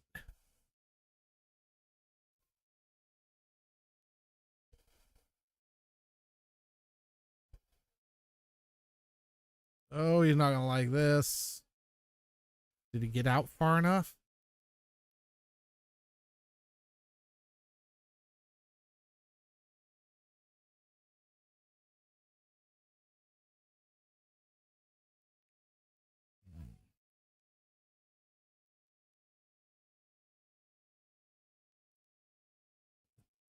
Whatever, Cass.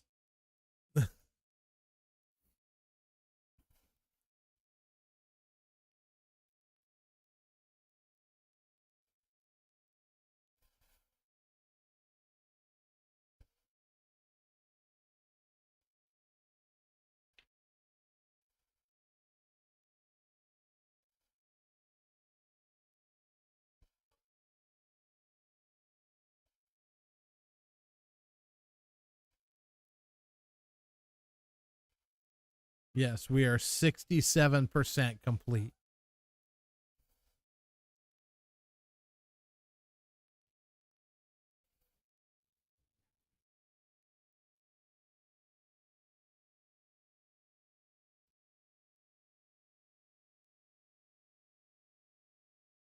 Oh.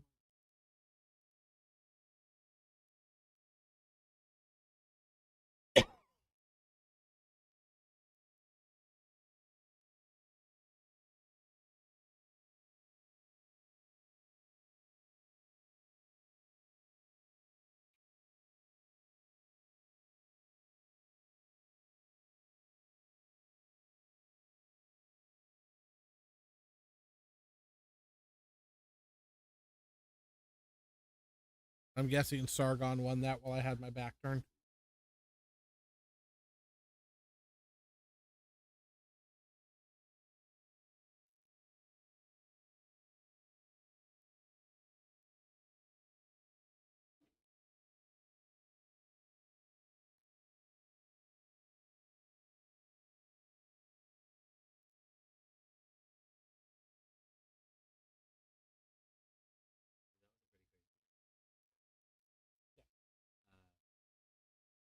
I thought I had a hard time telling if you got out far enough on the 5, and then I watched you shoot it. Okay.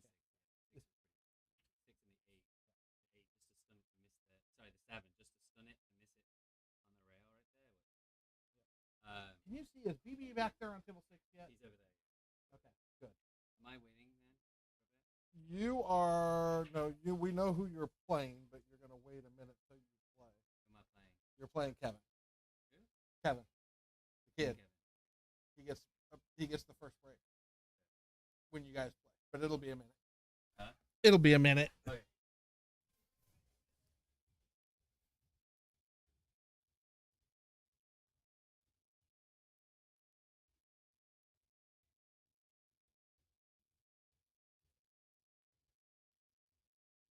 All right. So.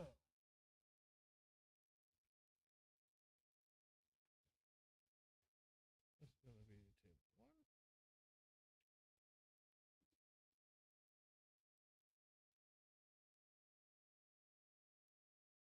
This. Table 5.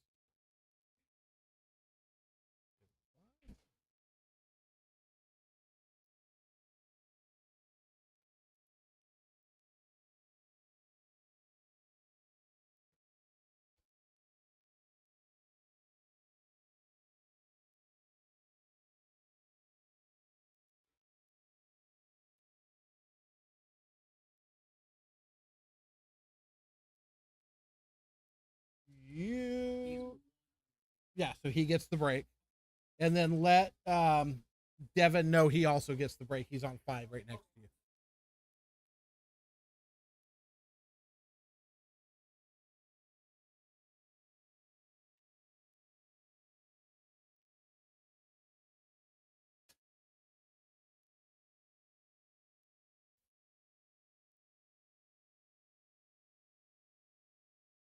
You know what? Just play it.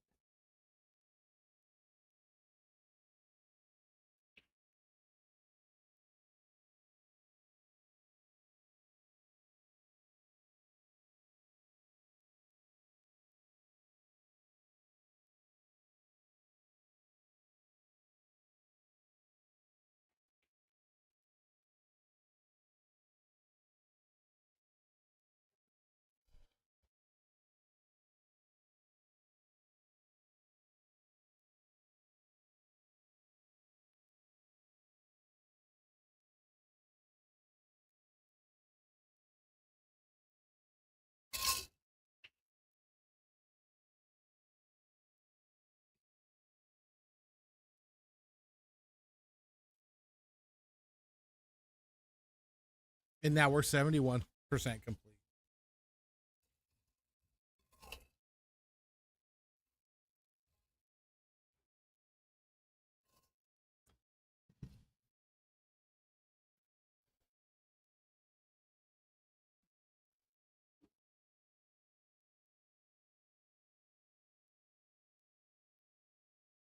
Oh.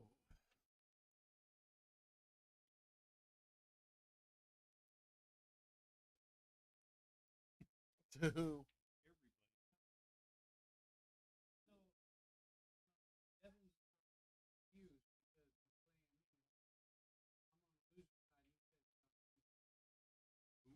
I said, if that's true, I'm not supposed to be playing you. Oh, you know what? That might be because I screwed this up. I went 3 run the wrong guy. Good thing he told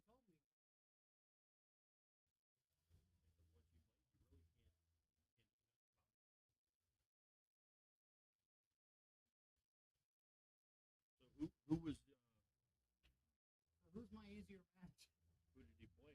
So let me redo this. Well, luckily you didn't play anybody after you played Mark, did you? You. Who? Clay still here or do you leave? He said he had to leave because he's got an early doctor's appointment. Well, I'll deal with Clay later. So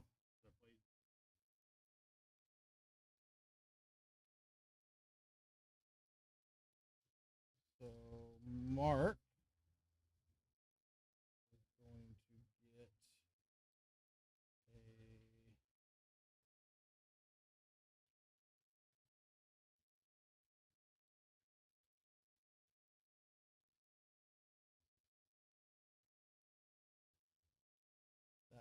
you to there. So you're waiting on Mel and BB. You're playing Devin, and Devin gets the game. Yep. Hey, did I start off with a bye? Hold on. Let me change this up real quick.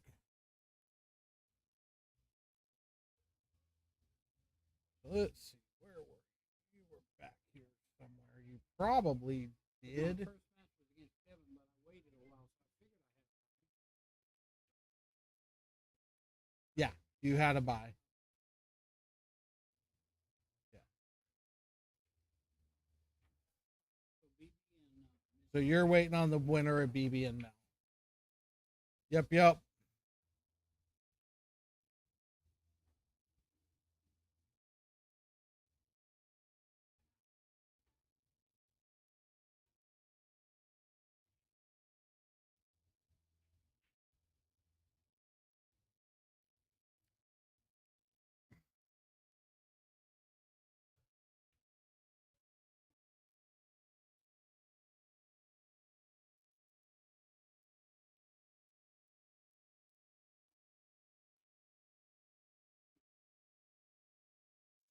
Yes, we started with 23.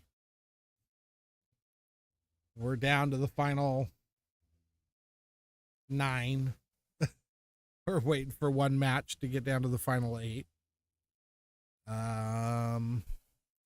We got Mike Mitchell and Devin. Devin gets a game. And yeah.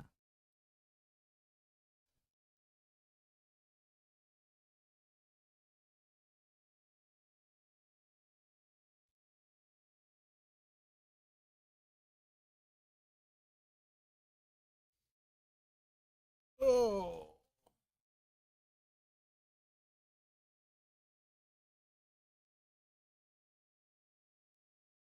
Ugh.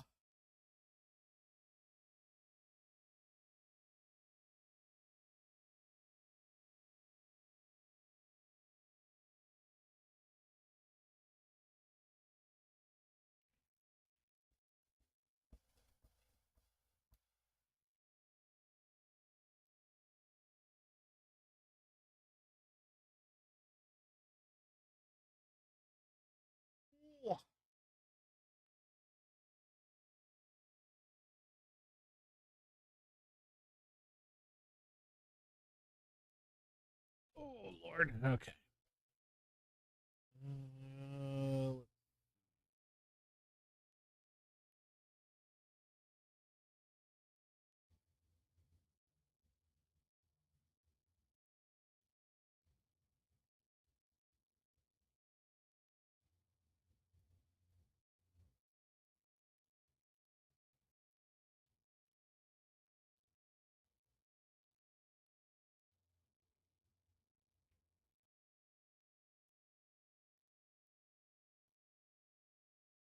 Yeah, unfortunately, Faith went 2 and out. And she had a rough draw. I mean, her first match in the losers bracket was Sargon, so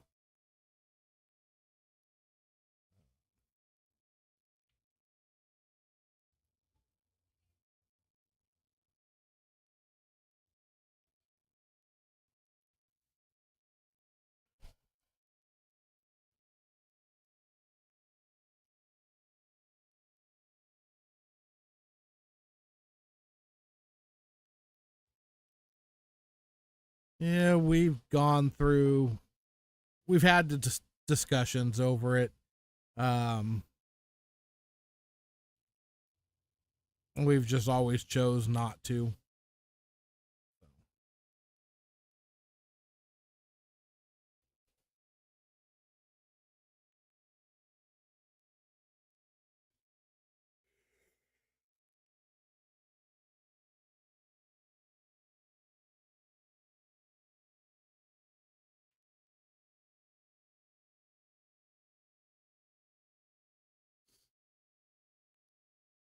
Yeah, Sargon's been in the losers bracket.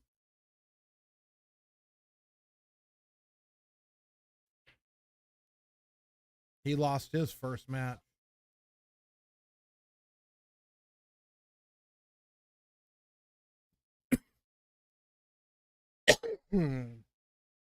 Yeah, he lost his first match to BB.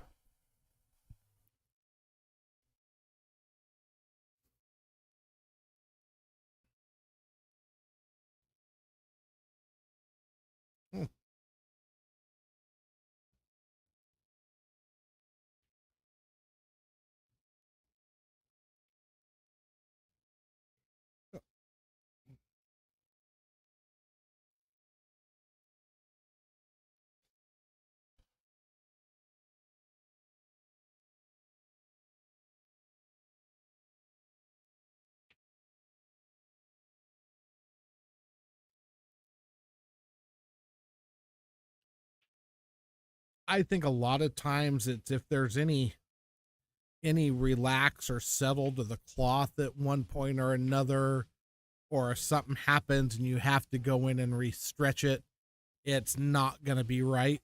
And now you've got these funky lines on your table that don't line up. And when you're in a pool hall setting, a little different than at home, crap happens.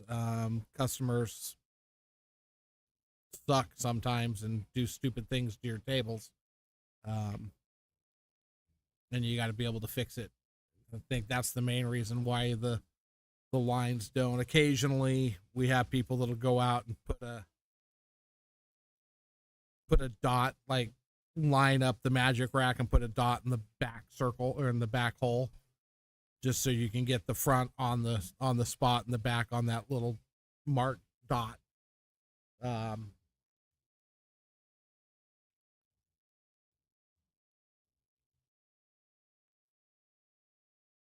Yeah, so it happens, and that's why we don't do it in the pool hall.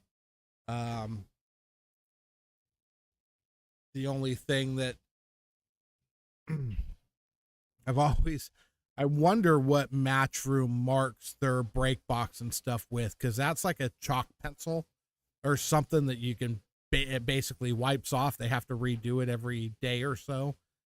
You could do something like that where, if it's off, you just take a damp cloth and wipe your cloth down, go back and redo it.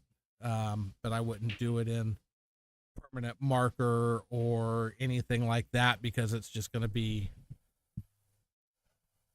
off at times, and just frustrating.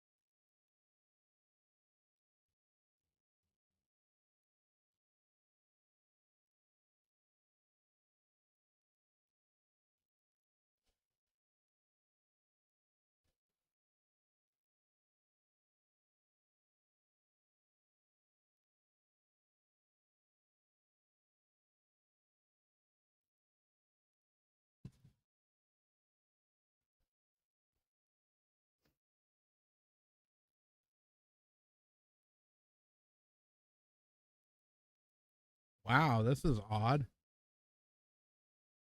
Mike, he's swinging at a 9 ball, and he missed the whole ball.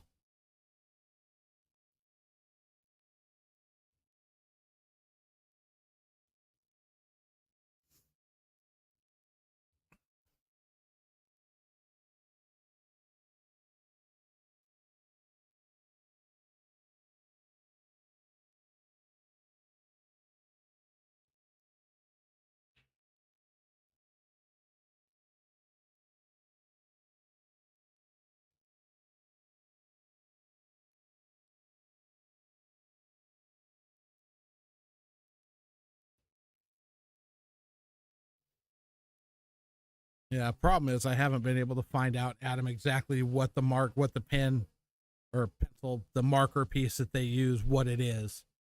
Um,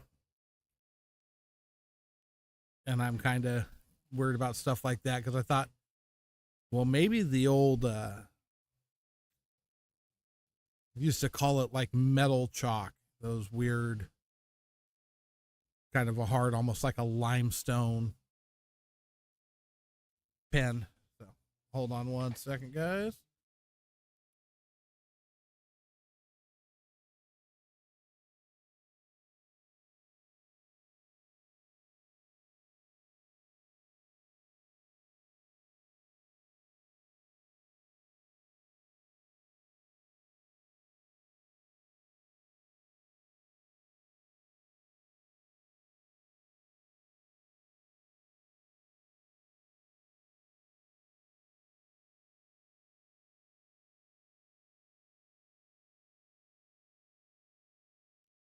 But yeah, I always wondered if that, forget what that particular chalk is called. I'm sure you know what I'm talking about. Uh, but I don't know if it would stain the claw. I don't know anything about it. I'd like to find out exactly what it is that Matchroom uses on theirs.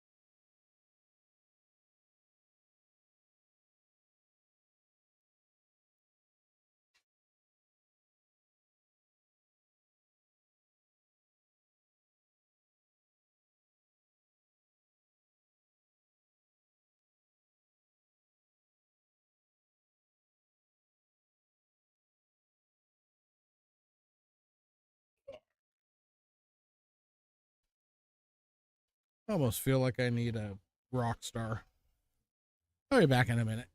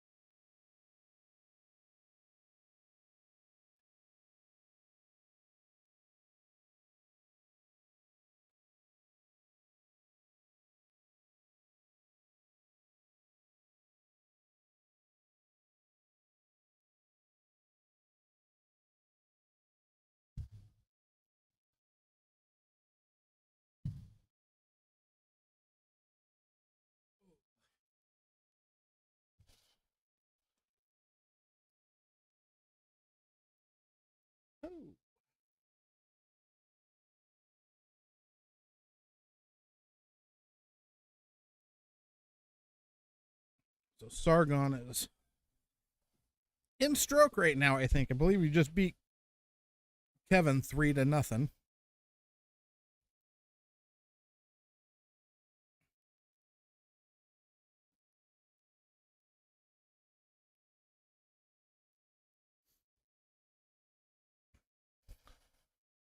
Is this a 2-2 match yet?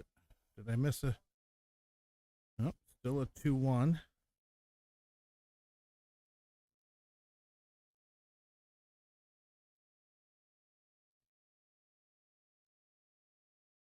What the? That was a horrible time to miscue.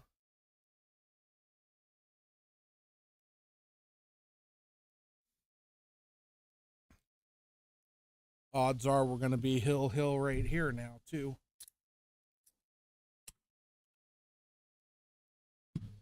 All right, rock star, here I come. So, unfortunate miscue at a bad time for Devin.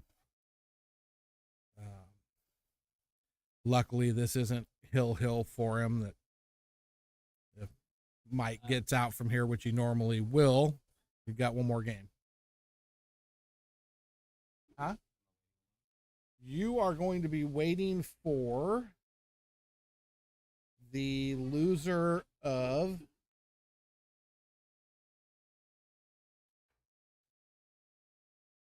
table 5, Devin and Mike Mitchell. How many people are that? So we got four in the upper and we'll have 4 in the lower. Well, your next match will put you into the match to go into the final. So you've got 2 more matches before the final. If you win your next 2 matches, you're in the final. I have the loser of 5 or winner of 5? The loser of 5. That's a winner's bracket.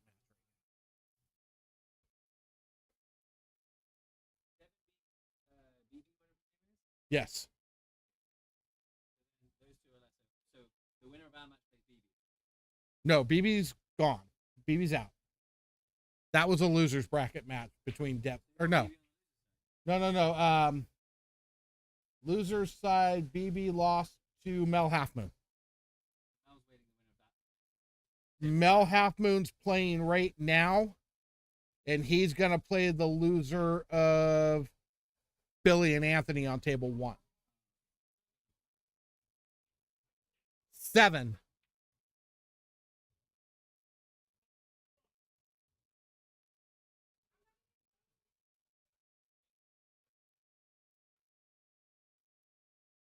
No, not really, Sarah. It's pretty mellow.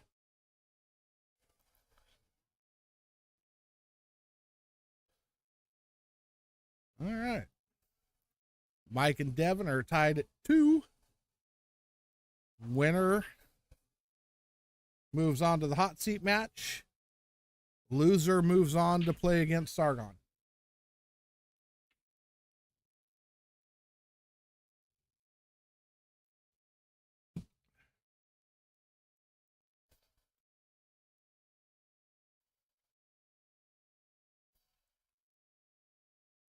What time is it?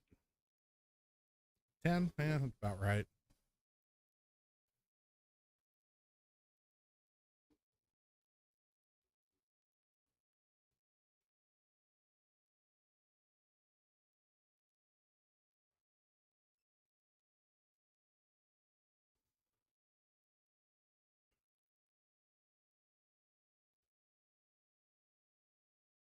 It's possible.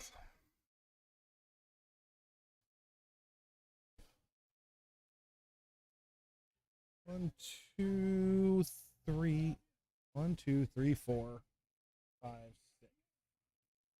We have 6 tables running besides the front tables that are tournament players or tournament players that have already exited the tournament. So yeah, not super busy.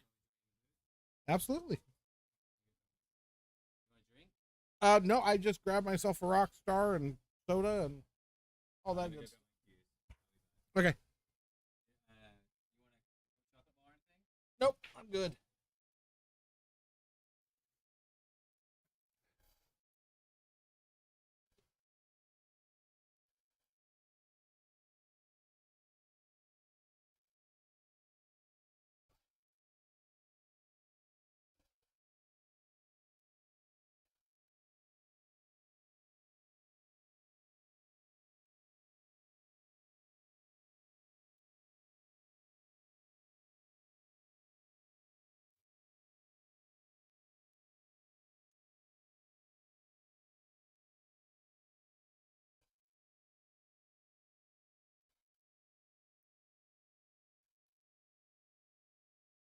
Oh, Mike missed that ball.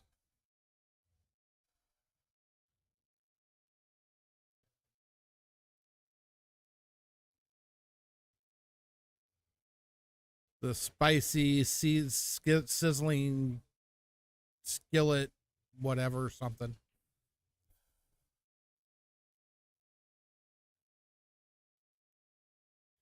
It doesn't matter because between what I ordered, what Hector and Flavio ordered, and what Aaron and Krista ordered, Taryn ordered more than all of us and ate it all. Well, most of all of it. Yeah, that kid is a human garbage disposal.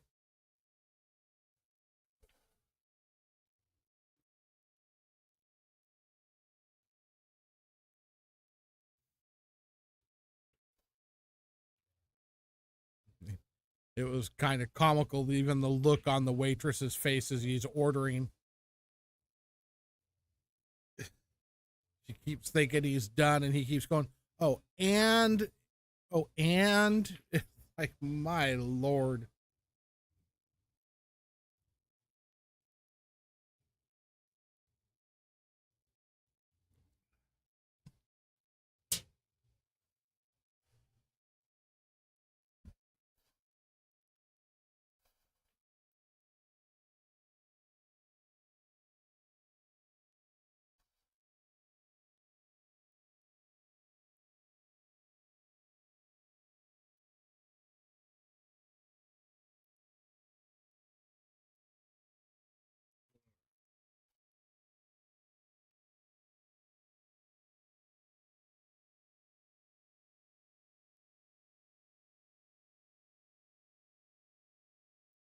I am not even remotely hungry for some reason right now, so probably nothing. I'll probably just go home when this is all over with.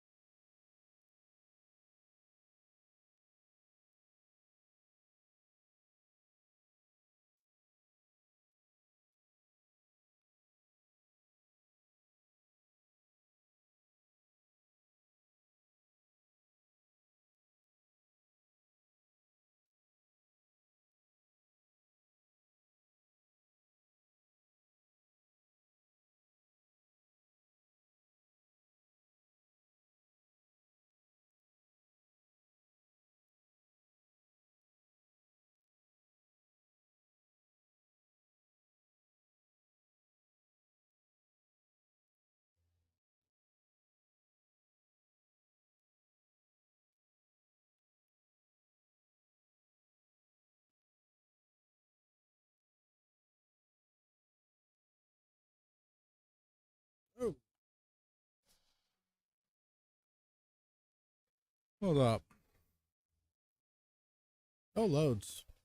Be having more fun on Tuesday when my queue gets here. Yep. Which means it'll be ready for Puerto Rico.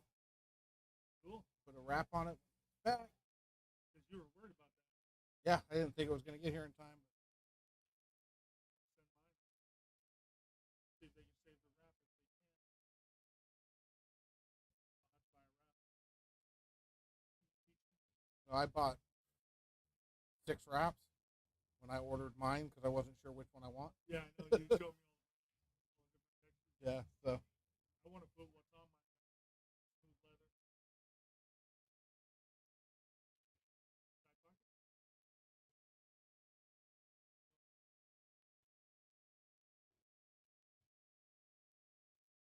I don't know what you got planned for tomorrow, but write the face down.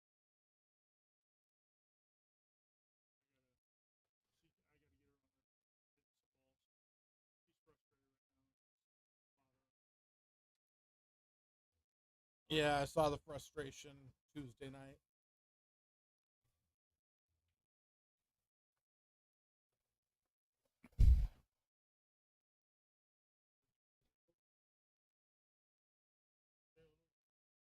Well, if she'll, problem is when they're all here, they're going to migrate toward her, and she's not going to be able to just.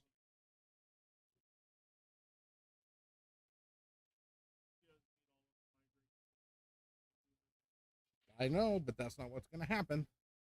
The same reason I have a pool table at home in my front room, because there's times you just can't practice down here because people won't leave you the hell alone.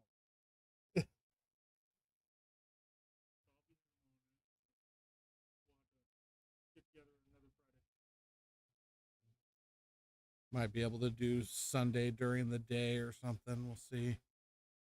Depends on how bad I feel, how bad Saturday night is. If it's like last Saturday night, I'm not gonna want to do nothing on Sunday.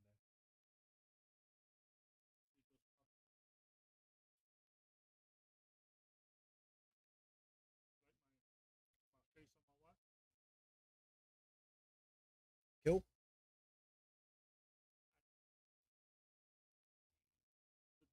The dumb what?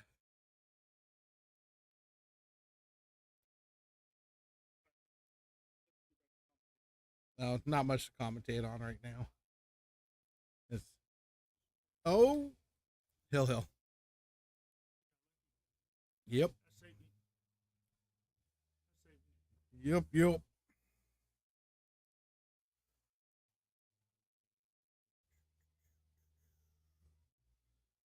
Think he had to go to the bathroom and clean his shorts out.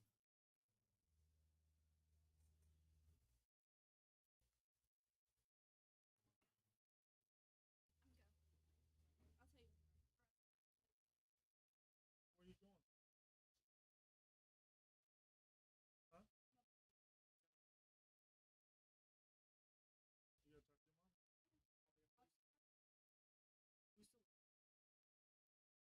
Lots of people.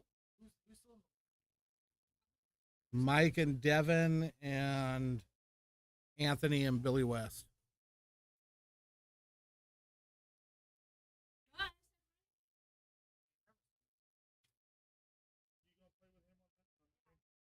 you gonna play with him on that? Get over and play. Because we're gonna leave at 11. Go where? That's up to him. He wants to drive you home.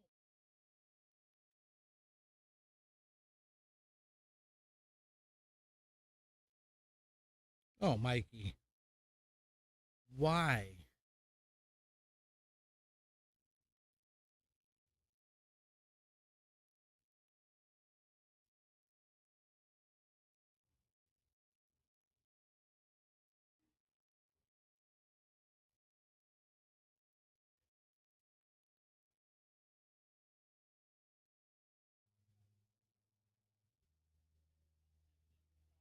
Wow, everything came to a head at one time.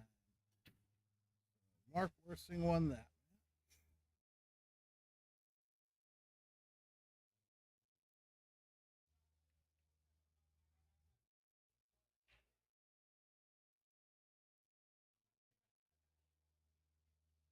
Devin won that match. Billy won that match.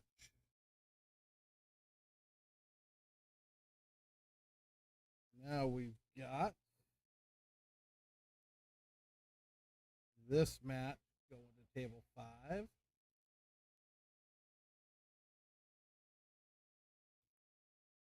This match going to table 1.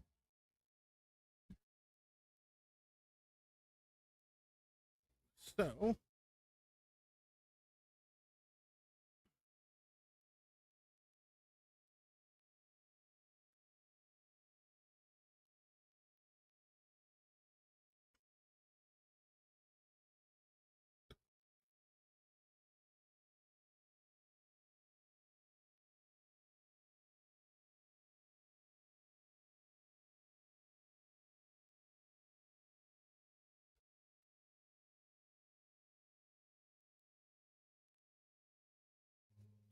yeah, that really was a hooch. But on the same note, it now gives us a great match to watch on table 5 between Sargon and Mike. Of course, I gotta go let people know that they gotta play. So I will be back in a moment.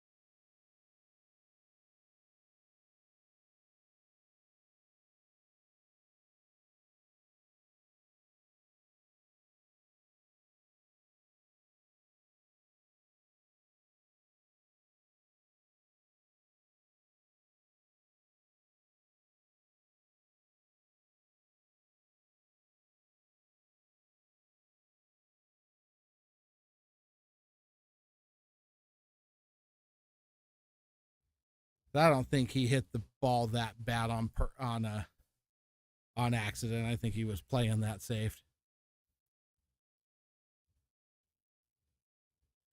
Yep, absolutely a double elimination. However, this is a loser's bracket match. Mike plays a safety back. Very nicely shot. So Fargo's right now, Sargon 703. Mike Mitchell, I think he's a 690 or 680 something. At one time, Mike's Fargo was all the way up at 716 or 718, something like that. He was number 10. He was in the top 10 in the Western United States by Fargo ranking. So, yeah, this has a potential to be an interesting match.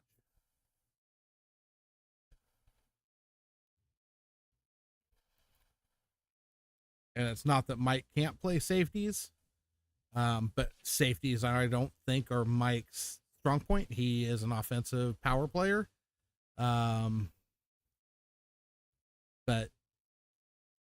so watching him play safeties is not something we're used to. He's a go for it kind of guy.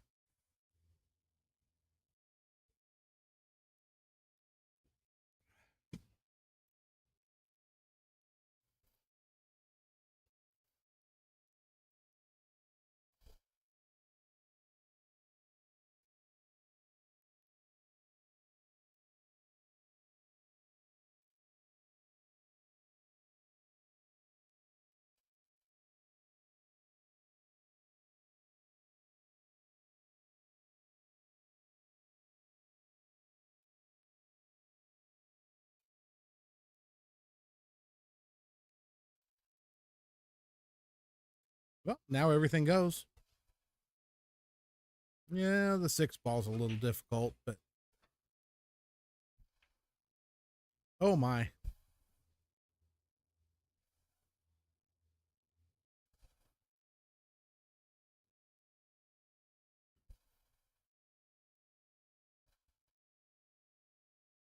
don't think the 6 goes by the. Oh, hell. That's the 3 ball. Good thing I'm not blind. I was thinking he had to shoot. I don't know why I was thinking that. So, yeah, so everything goes. Everything's got pockets.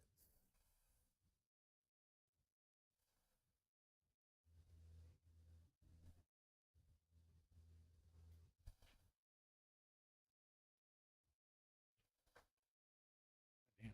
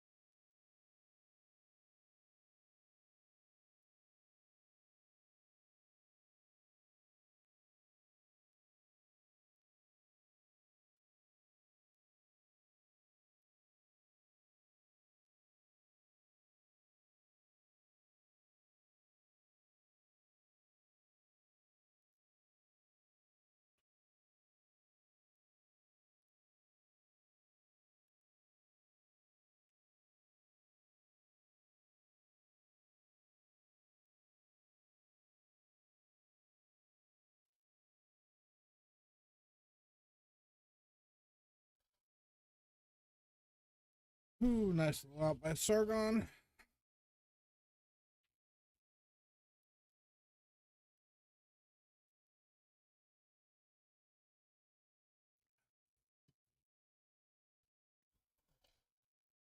So, Gerard, are you still with us?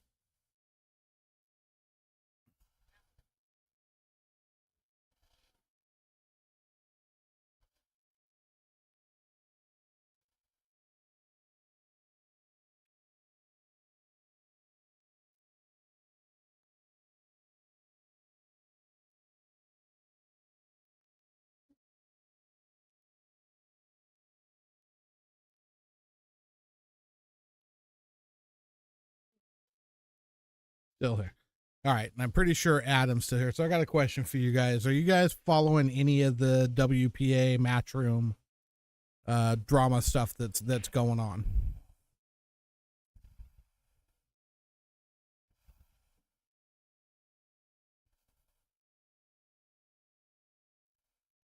Or any other pool players? I got 21 people on YouTube watching. So any of you guys, any of you pool players, people that are watching, how many of you are paying attention to the WPA Matchroom drama stuff that's going on for the pros? Now, for those of you that are following it, have any of you watched Pool Players Podcast with Melina Mike? He had Ishan on again. Yep, that's exactly what I was just getting ready to talk about, Adam. Yeah, Melina Mike and that whole thing was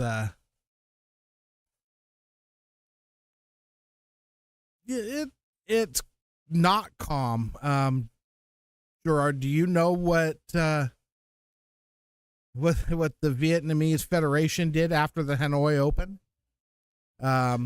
Because they, without warning or without anybody knowing, suspended 123 players that played in the Hanoi Open because they played in that matchroom event. 123 players suspended, unable to make a living because of the crap that just happened.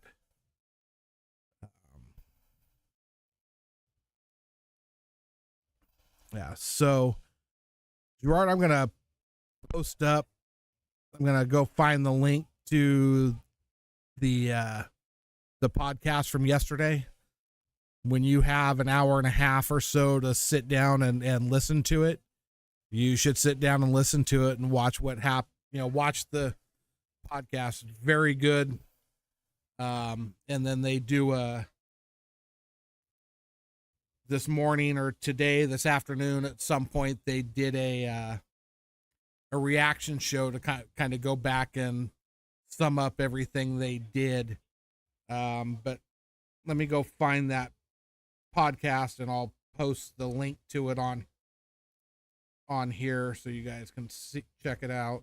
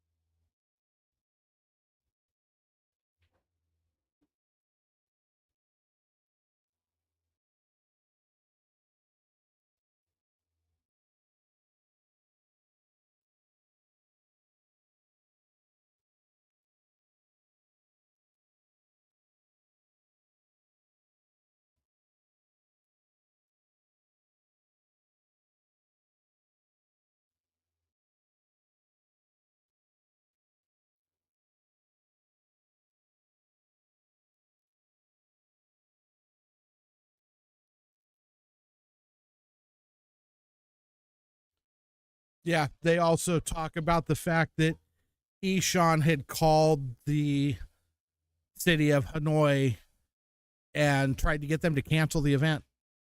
Basically told them to cancel it and tried like hell to get them to shut the whole event down. That's your WPA brass at work. That's how they're going to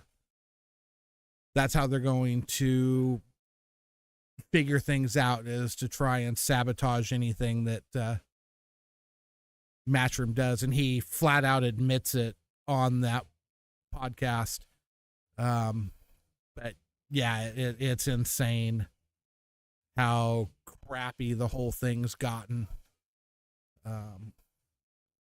But yeah, check out the podcast when you have an extra hour and a half or an hour 40 minutes, whatever it is. He watched that one. If I were you, I would subscribe to that podcast. You can go back and he's got interviews with Eshawn before. He's got interviews with other people in the WPA hierarchy. He's got interviews with the Matchroom people, Emily. So all kinds of stuff going on. Okay, with MC, I'm not sure what you're talking. Oh, the Mosconi Cup. That's part of the reason I think they put off their players are going to get suspended. They put that all off until May or March or whatever month they did. I think part of that was because of the Mosconi Cup stuff. Well,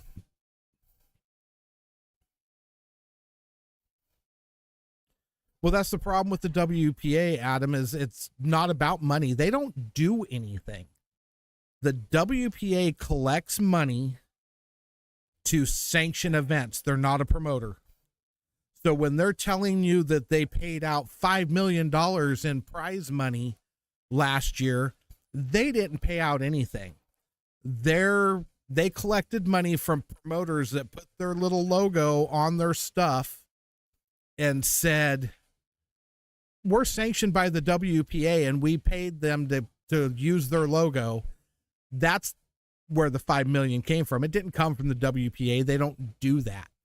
They sanction stuff, not.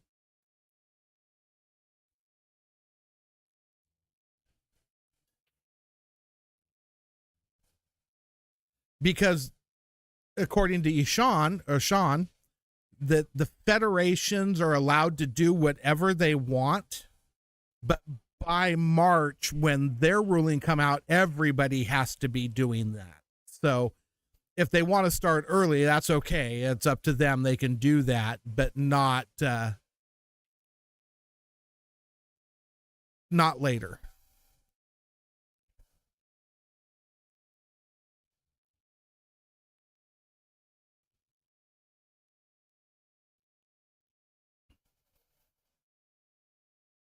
Yeah. Right. But that's because they've got a bunch of different promoters, Adam. Like I said, Matchroom right now is trying one thing at a time to bring pool back into the light. They don't want to spread their focus on everything. They brought snooker back from the brink of destruction. They brought darts back from the brink of destruction. Now they're working on 9-ball. Once that gets a hold and things start to come back, I have a feeling you'll see them move into other stuff, but they kind of go single focus to go at one event, one issue at a time.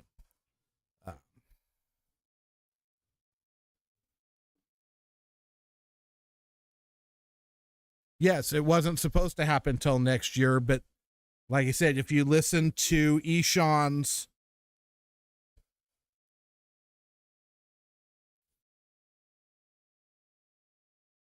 yeah, because I'm sure Germany probably said the same thing. I'm not 100% sure, but that's my guess. But if you listen to Eshawn's thing, because they straight up asked him, so the federations are allowed to do what they want. And Eshawn said, yes. So then Molina says, so if they choose not to suspend players after your ruling, then they can do that too, correct? And he said, no. All is it saying is everybody has to be doing what we told them to do by March. But if they want to start early, that's fine. That's up to them. But yeah, the German players, I truly believe the German players are stuck with WPA because of the federation. Now it's going to be interesting to see what happens with Predator, and they talk about that. I think it was in the reaction show that Molina Mike did afterwards about how is Predator going to look at stopping their affiliation with WPA because they want their top players, the fillers, and all these other people to be able to be out there. Because why does Predator sponsor pool players? It's for exposure. If you're limiting the exposure that those players that are playing for that brand have, you're cutting into their money. So Gerard, he talks about that as well. That's talked about quite a bit in that podcast, that yes, they're supposed to be suspended by all the rules and stuff that they said, yet they're scheduled to play in Puerto Rico. So why are they allowed to do so and other players aren't? So there's all kinds of stuff. You got to watch those two podcasts, the one I posted and then the reaction show. And a lot of those questions get answered. Yeah, but the Filipinos, they're part of that Asia federation, so it's sticky. Yes. Oh, do I owe you money?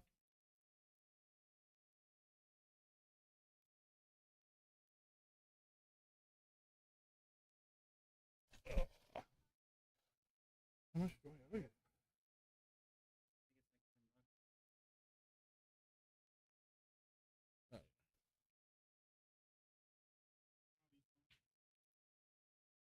All right. See you, brother.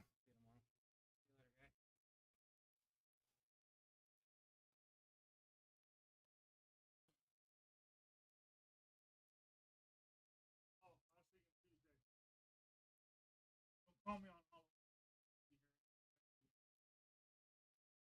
I'm not gonna call you on Halloween. More than likely, we should be covered though. I haven't. Or I'll see him tomorrow. I'll see you later. Yep. See ya.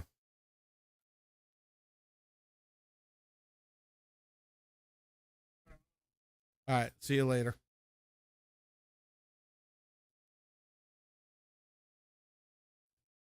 So China is part of the Asia thing. So they're the ones that are locked in hand with the WPA. SVB, so the America Federation is literally the BCA, and that's why when SVB posted his goodbye to WPA and BCA events, that's why that was put in there that way, because the BCA is hand in hand with WPA. It's the American Federation.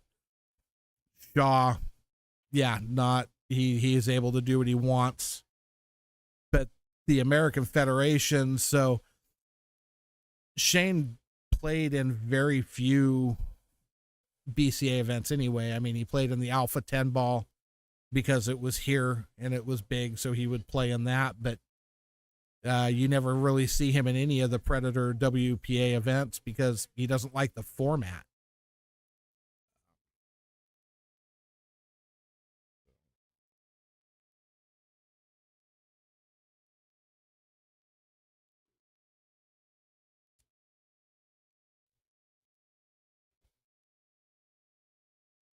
But yeah, like I said,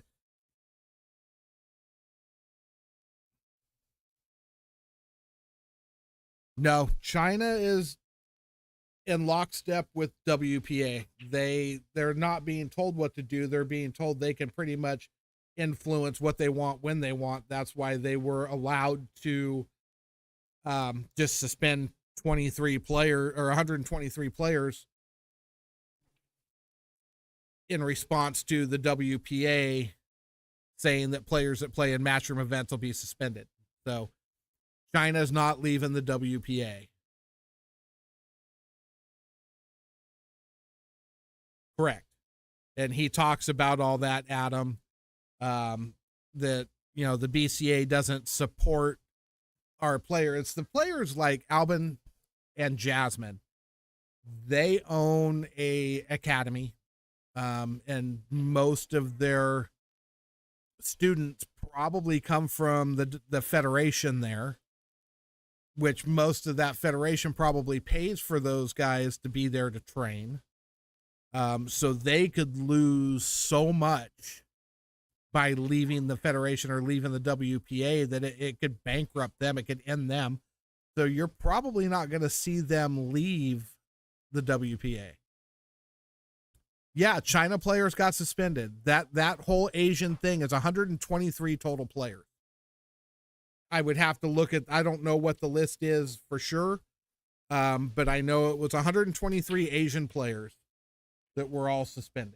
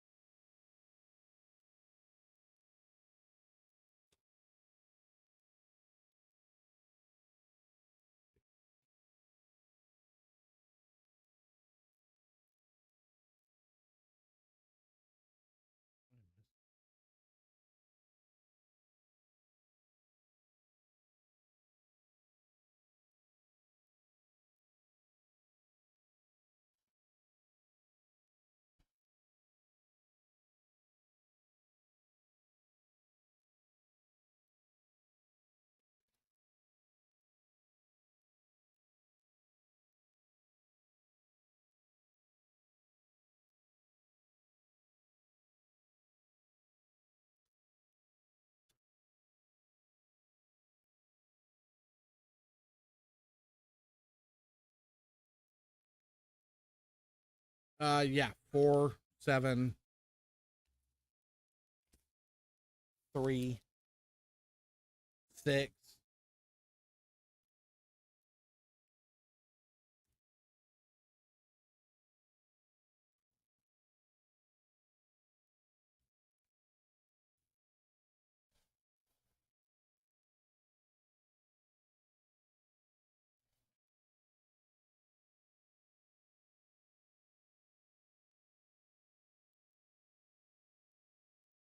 Yeah, there is no doubt that there are a lot of people that are committing to Matchroom. But again, those are all the guys that don't have the federations and the sponsors. So that was the other thing that I had talked about when it first happened, is that right now Predator is in lockstep with WPA. So what happens when Predator, or if Predator goes out and says, okay, well, all of our players are going to stay with the WPA and can't play any other events. They've got enough power to step in.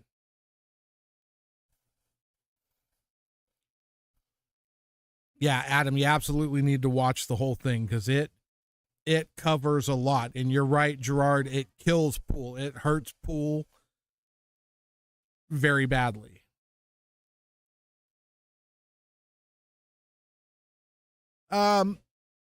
Yes and no. Um, because other than Albin and Filler, pretty much the rest of the European team. Well, I don't know. I don't know about Alcade and Sanchez Ruiz. I don't know. But yeah, it's crazy if they don't come to terms with whatever it is they're going to do. Eshawn makes at one point, he says all his Matchroom has to do is sanction their events with the WPA, and the WPA is willing to allow them to sanction their events for no money, for free. So I'm not sure about all of the intricacies of what's going on in there. Watch the 2 podcasts. They'll cover a lot of your questions and what's going on, but it's insane. I was shocked at the stuff that Eshawn said on that podcast live to the world about Eshawn, the president of the WPA. I'll be back in a second, guys.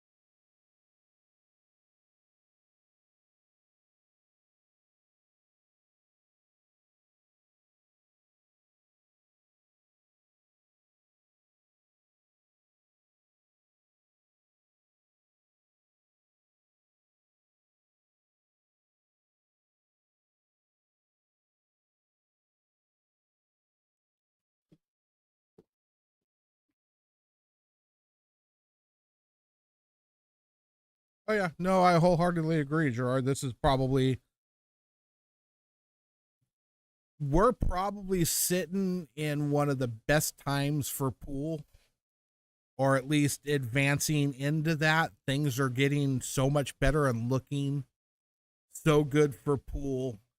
For the WPA to all of a sudden try and jam a dagger in the freaking heart of it and kill it, which seems like that's what they want to do, is ridiculous. It's the worst thing for pool that that's happened in my lifetime, other than some mismanagements of another pro tour and some of that stuff. But pool's come a long ways, and Matchroom's doing a lot of great things, and Predator's doing a lot of great things. I don't care for their format either. I hate the 2 races to 4. I hate the spot shot shootout crap. I think that's garbage. But that's my opinion, nobody else's. Or I'm sure it's other people's opinions, but I'm just speaking for my opinion. Everybody's welcome to their own. I personally think it's horrible when you've got a game that somebody could literally be ahead So what do you got? So you got 2 races to 4. So 7 to, you could be ahead 7-4 and go into a spot shot shootout and lose on a single shot. And that, to me, that's just ridiculous. I mean, you've won 7 games. Your opponent's won 4. Now you have to do a shootout and can possibly lose on a single shot. I mean, that's a bad look for pool, in my opinion. It's almost like, well, there's so many players that are pros that just aren't as good as the others. We got to try and make it even for them. No, you don't. Let them learn to play better. Period.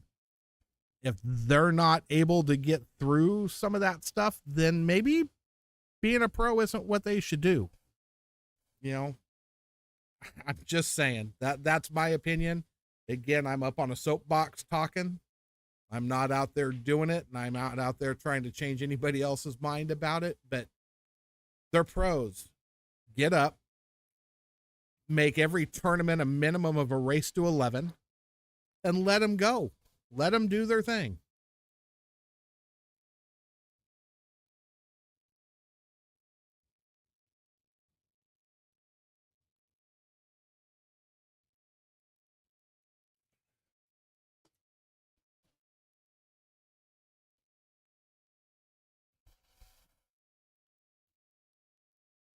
No, I don't see other sports really, Alan, doing how do we make it even for the pros. I mean, bowling's not doing anything like that. Football's not, spotting points to the weaker team. They're not. It just is what it is.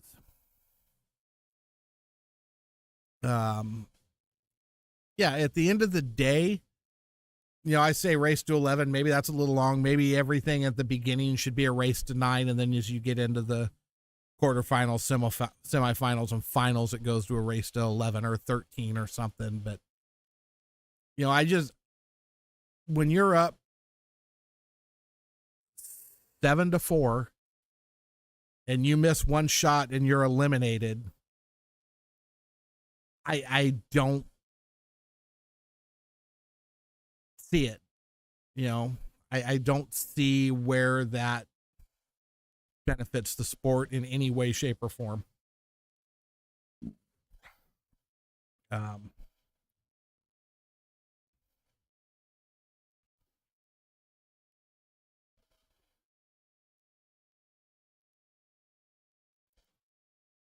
I'm tossed on that one as well. That one, I agree, Lisa. I think they were trying to be different, but I think they needed to figure out real quick that wasn't the way to do it. When you've got players that refuse to go play in their events because the idea of being able to be up 7-4 and miss a shot and lose, they don't want to go through that.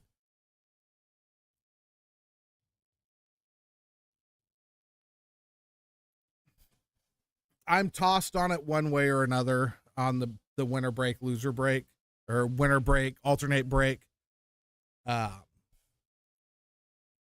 a fan of watching pool, I love the winner break format because there's very few things out there that are more exciting than watching a player break and run 7 racks or 13 racks. However, how exciting is watching players trade breaks and run racks and getting a hill match because of the same thing. I mean, it's hard for me to pick a winner break or an alternate break, so I'll never say one or the other. That can be kind of a do what you want to do because, like I said, I agree with Adam. I like both.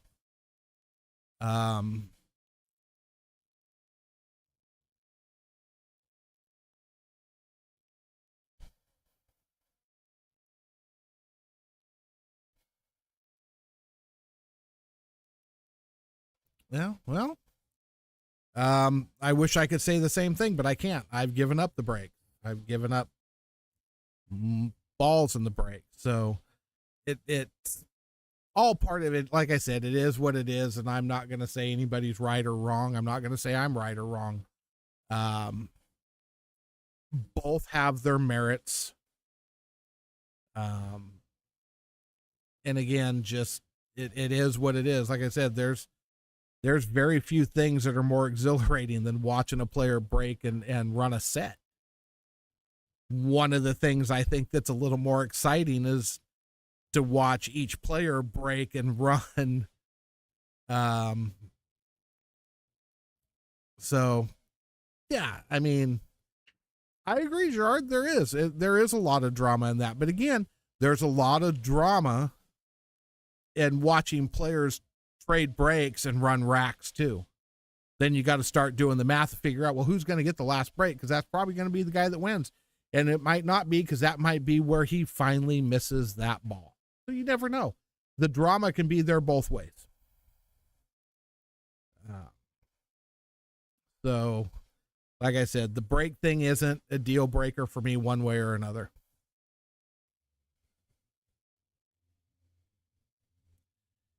Yeah, I agree. But also, on that same note, if you're in dead punch and you get to the tournament and you lose a lag and then you don't get to shoot, that kind of sucks too, because other than messing up on a lag, which I've seen every pro on the planet do, you didn't do anything wrong, and you don't even get a chance to get to the table. Like I said, hats off to the other guy, because that's exciting as hell to watch, but I don't know. Like I said, I'm not going one way or another with that. Winter break, alternate break, I could care less. But the player who wins the most games should win the set, and I will stick to that until the day I die. The player that wins the most games should win the match, not the guy who missed a single spot shot while he was up 7-4. Now he loses and either goes home or goes to the loser's bracket. That's not okay.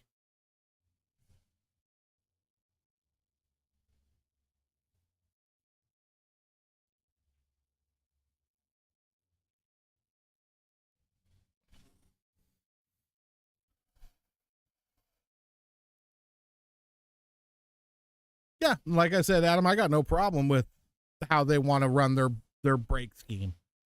Whatever works, whatever they want to do. I'm not going one way or another. I'm not going to not watch an event because it's an alternate break event, or not watch an event because it's a winter break event. That's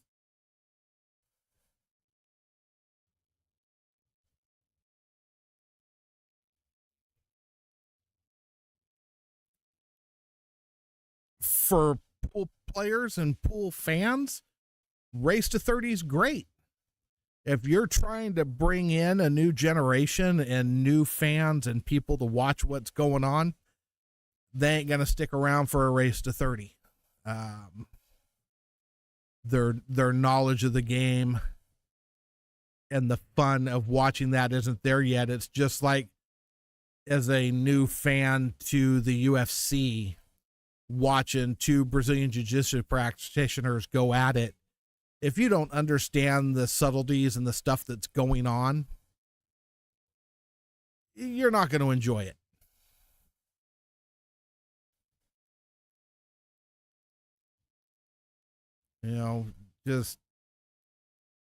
People aren't going to enjoy watching a race to 30 unless they know what's up.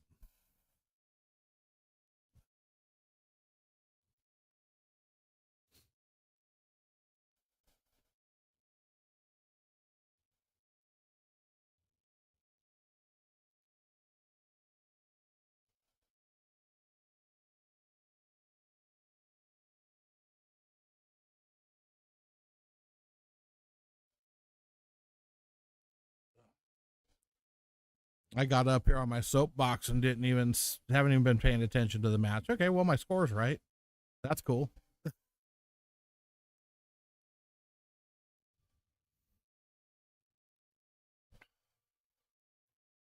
But yeah, so like I said, at the end of the day, Gerard, Adam, go back, watch that, or any other pool players that didn't, go back and watch that whole podcast with Ishan on there yesterday. And then watch today's reaction podcast where they do a reaction and kind of recap everything that was said and what their take on everything was. It's pretty interesting.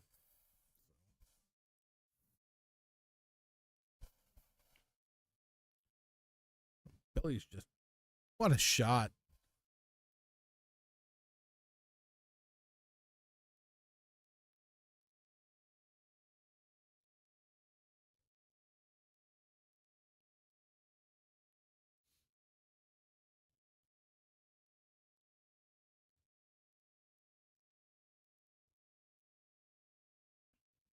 Yeah, so ouch. So yeah, I'm gonna watch the Moscone Cup because I watch it every year. I watch all the big events because I like to see what's going on. Last year was a blast. I actually got to go to the Moscone Cup and I was there live. And had a great time. Would have been better if we'd won, but had an absolute blast the whole time we were there.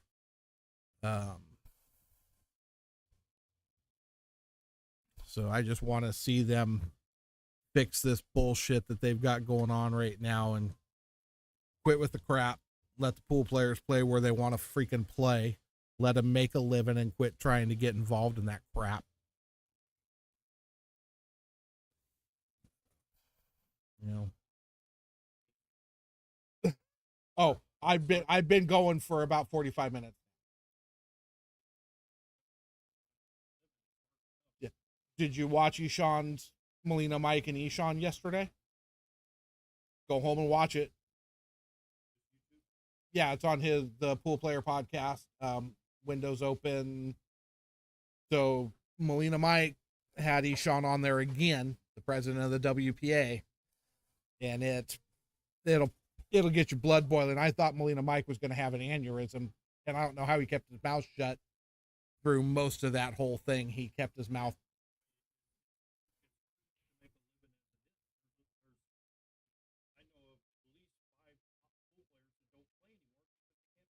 Mm-hmm. Oh, I agree. Part of what we were talking about was Ishan in that video, in that podcast, admits to calling the city of Hanoi and trying to strong arm them into canceling the Hanoi Open, the Matchroom event that just happened that Jason won. The president of the WPA tried to call the city and tried to strong arm them into canceling that event. And he admits it on the podcast.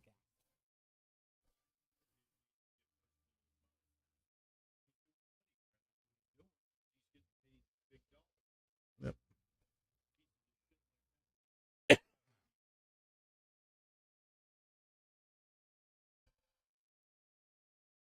What the heck? So I guess we're tied up at 2. Exciting. What's going on over here?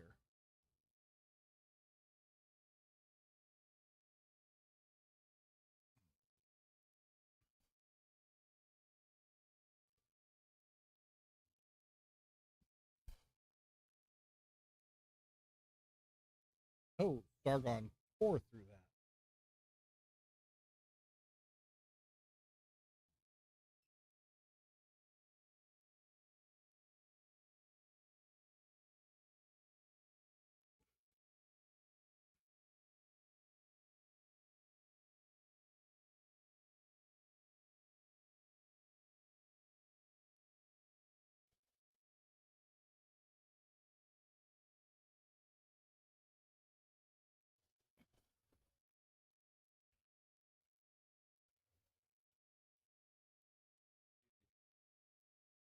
Hmm? Yeah, I got you. So now I'm waiting for the loser of that one. I'm straight up. So yeah, you're waiting the loser of that one. Depends on. Yeah. Oh, yeah. You'll be back to back now from here on out. Who did I miss giving money to?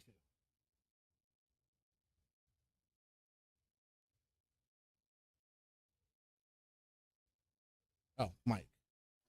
I'll be right back.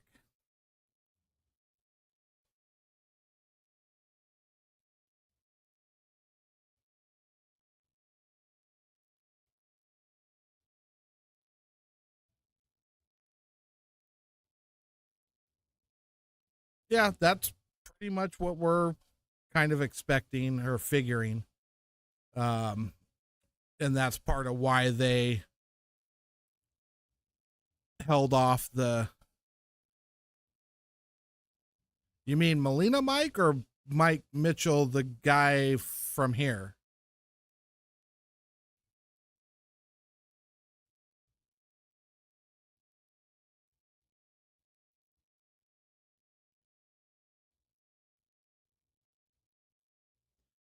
Oh, you know what, Gerard? I think I remember hearing you say something about that.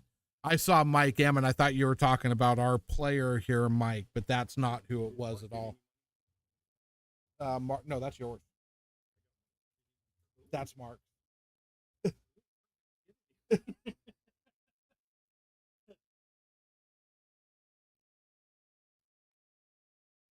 Yeah, I figured that out. It took me a minute to.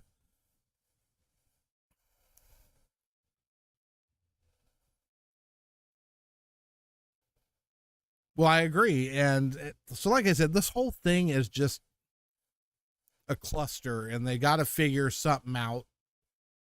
Um, they got to figure something out. We got to figure out one side of this whole equation is not being forthright.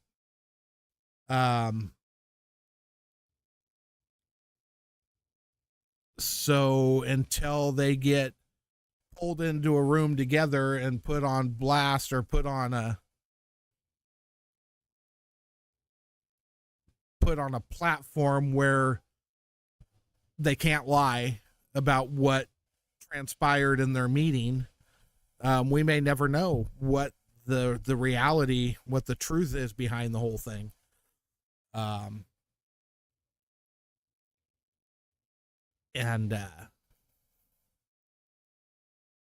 hopefully at some point we'll get there.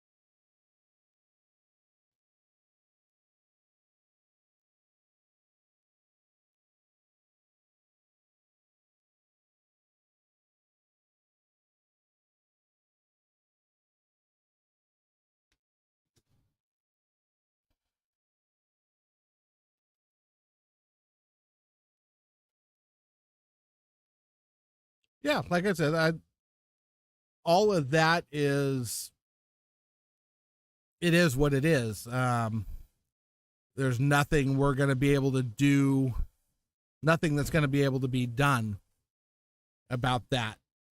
You know, and unless they work something out where the Federation then isn't involved in any of it. Hi, Audra.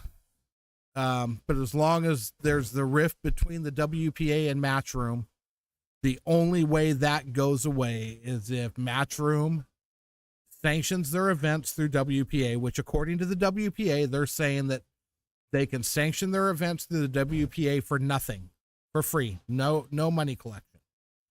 If that is the case, then why isn't Matchroom doing it?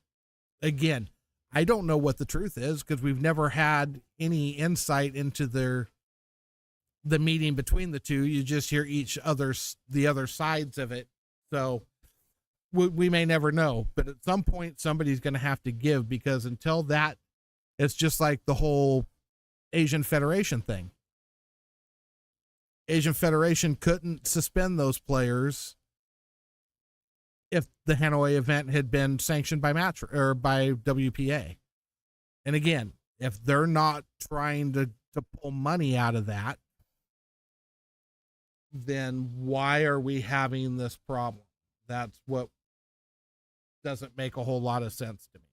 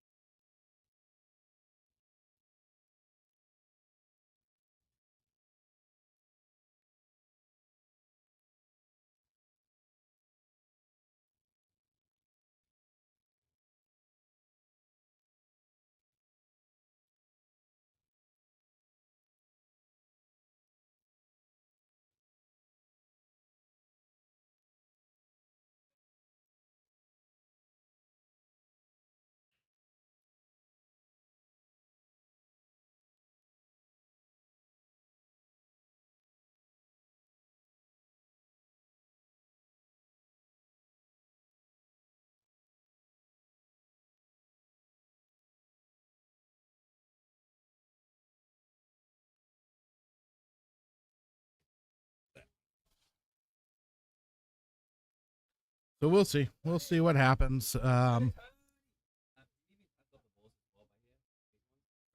they still?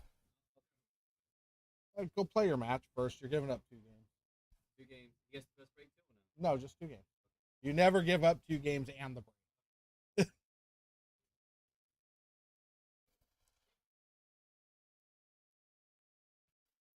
Well, that's what I'm saying. There's a lot of stuff going on both sides that we don't know what the reality between all of it is. But we do know when we hear things like Ishan saying out of his own mouth, yes, I called the city of Hanoi, and yes, I tried to get them to cancel that event and not allow it to happen. That's bad.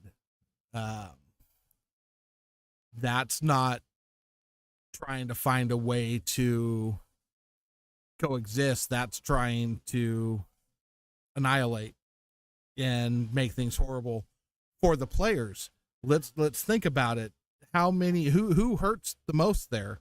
I mean, yeah, Matchroom's going to be out some money, but you're talking about players that are there to make a living, that do what they're doing to make a living, and you're trying to get them to cancel a paycheck for those players. That's not cool. And you'll see Molina in that interview.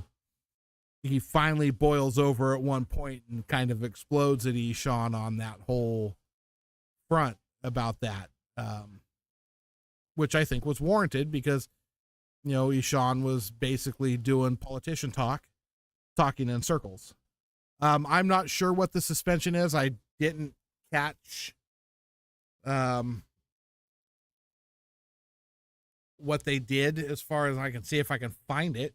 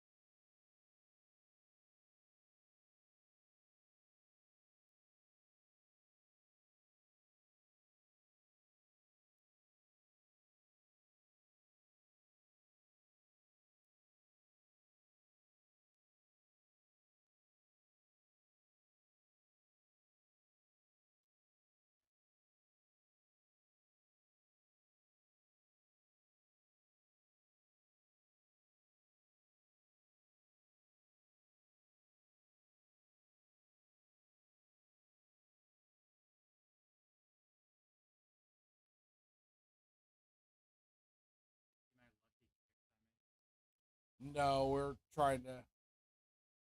I got into a chat over here that I didn't really watch any of the match. I don't know.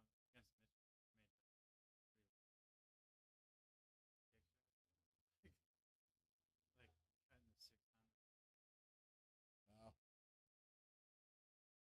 I'm trying to find how long the suspensions were for the players that played in Hanoi. Is that a WPA? Yeah, so we've been talking about it. So Melina Mike did a podcast and had Eshawn on it yesterday, and it was brought up that at the end of the Hanoi Open, the Asian Federation suspended 123 Asian players for playing in that Hanoi Open. No, it was a matchroom event. Matchroom event. Oh.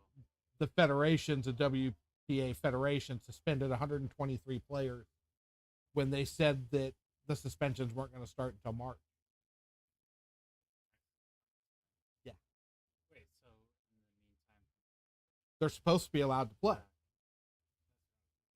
But the federation itself decided that they're going to change the rules at their level and start enforcing that early.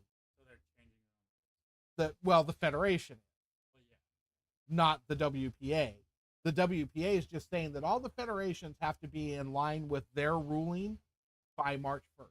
But if they started early, that's okay. But without warning, they suspended 123 players from after the Hanoi Open was over. Yeah.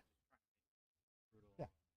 So you don't do it again? Yeah. Well, the funny thing, so I was trying to find out how long the suspensions were, but I'm not sure. But Gerard, you're right. They are using the players as pawns. But the other side of it is that's kind of what they have to do because that is the only playing piece that the two things have. I mean, it's really not just the pawns. I mean, it's the whole board is the players. So if you're not using them in this fight that they have going now, you're not going to get anywhere. So that's the only way they can put pressure on each other, or the only way the WPA can put pressure is by torturing the players. And it's talked about in that podcast. That is brought up several times, huh?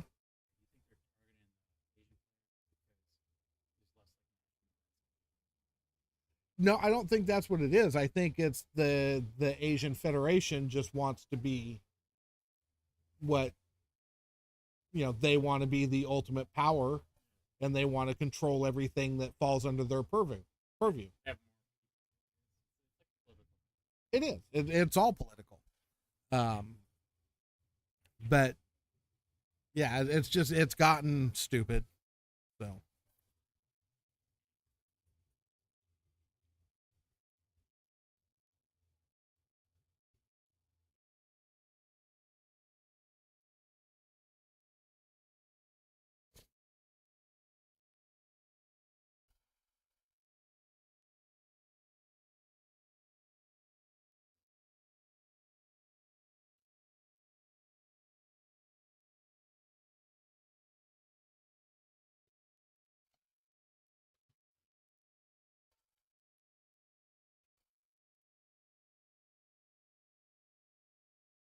Yep, we know that too.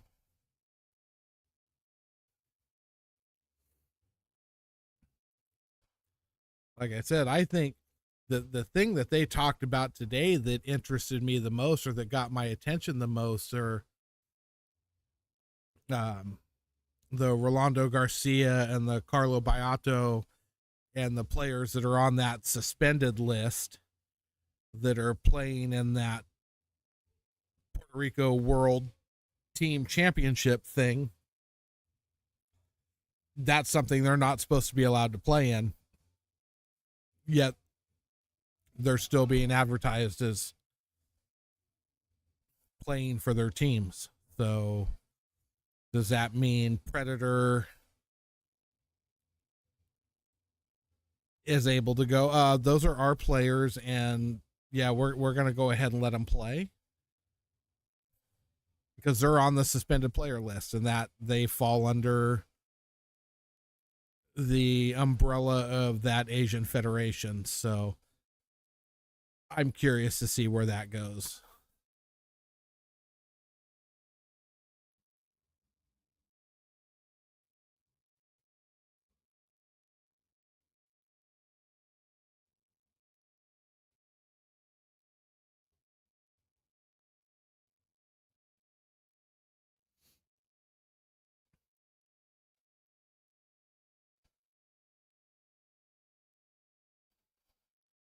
You're right, Adam. It very much is. He controls that cue ball as good as anybody.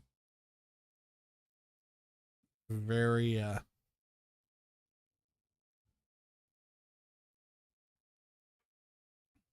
very calculated, very smooth.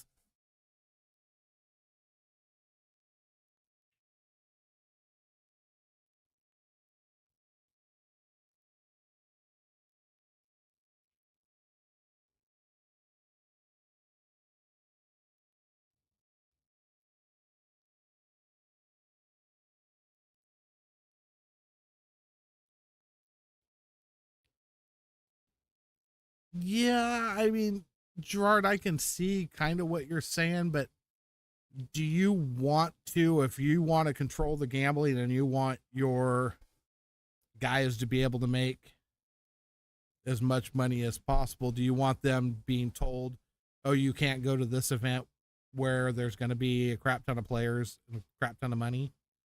I don't think that's the right way to go about controlling gambling and whatnot, or at least in your advantage to tell your players you don't get to go to these events. It just doesn't make sense. It does, none of it makes sense to me. Like I said, at the end of the day, it's just all about, they're not trying to hurt the players. You hear Ishan say that several times, yet we're suspending you so you can't make a living. And if you want to come back, you can't compete in anywhere, any way, any shape, any form for 6 months. If you do play a matchroom event, then you want to come back to the WPA. Tell me how that doesn't hurt the players. Just, I don't get it. And he can sit there with a freaking dead straight face and say, well, we're not trying to hurt the players. Yeah, you are.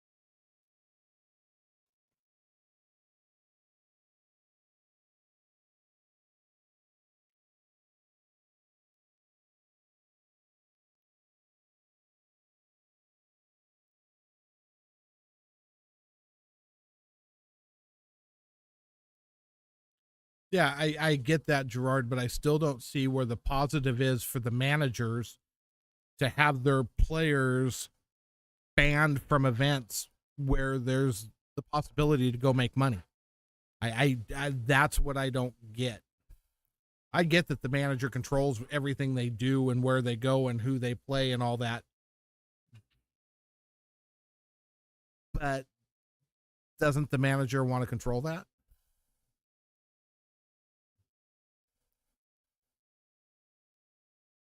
I agree. And now you're taking away half of their, or more than half of the events they can possibly play in. And that, again, it's crap. It's hard enough to make a living as a pool player, unless you're one of the top 5 in the world, maybe 10 nowadays. But yeah, it's a shit storm. And if it continues and it goes the direction it looks like it's going, it could be the final nail in the coffin of pool as far as all that goes.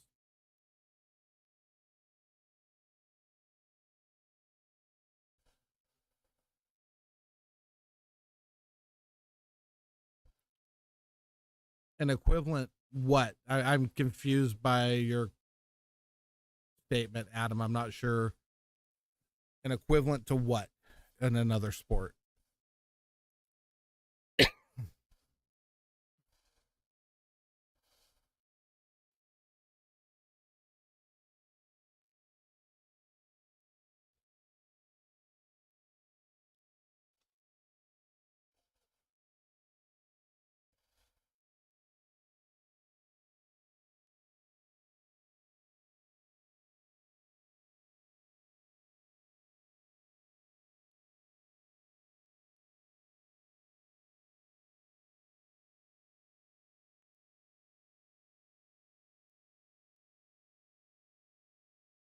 Devin, I do believe you are up.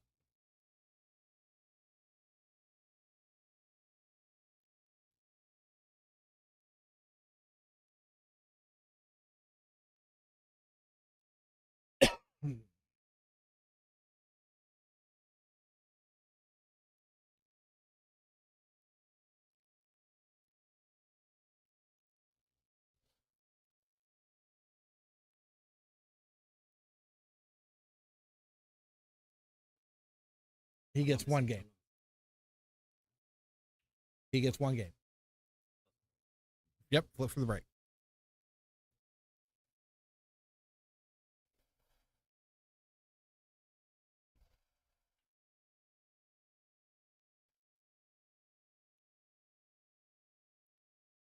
I don't believe so. I'm sure there are probably some things in their contracts that limit some of the things they can do. But again, like Gerard said, pool players aren't making millions. They don't, I mean, that's just not going to happen. They don't bring in that kind of money. Not that many people are watching it. Everything.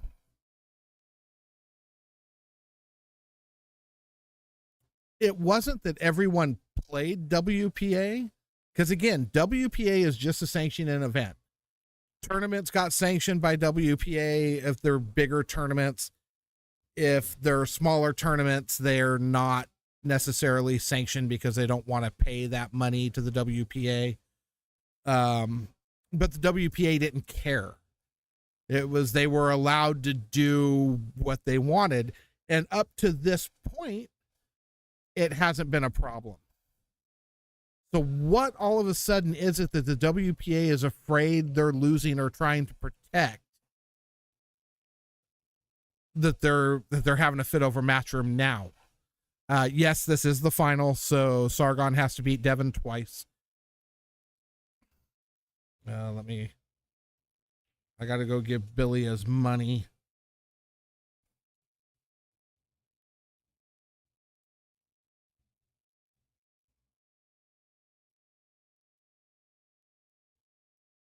I'll be right back.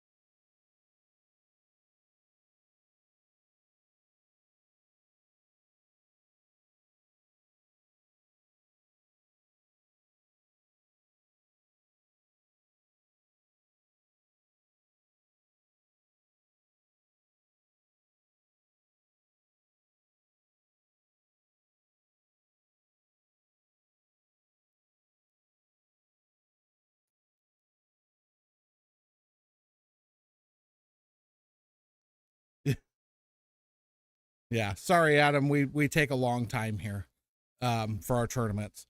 And yeah, Gerard, WPA would be losing players and money when in conflict tournaments. But if you go back and historically look at everything, they don't conflict. They've been very good about making sure their events don't go at the same time. Because again, if it's split, Matchroom is losing money and players as well. And yes, Sargon has to beat him twice. But that's what the problem is. That's what the whole thing is when you think of it now. If this whole thing continues the way it is, you're going to have a watered down product because both sides are going to lose players. And the upper echelon players are going to be split. So all of a sudden, everything's just a watered down product that's not going to be.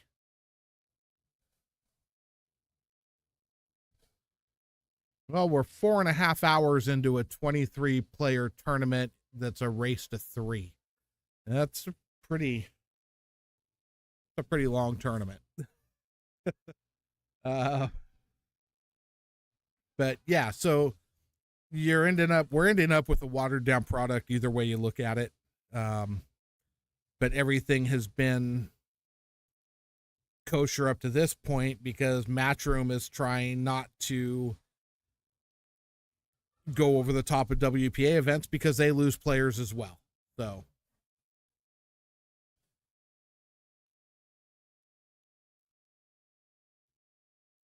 yeah, but that was after the fighting started.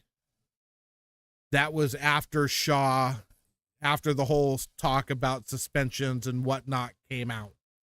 That wasn't something that happened prior to.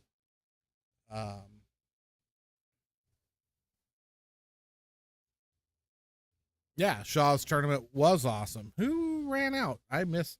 Devin get out? Yes.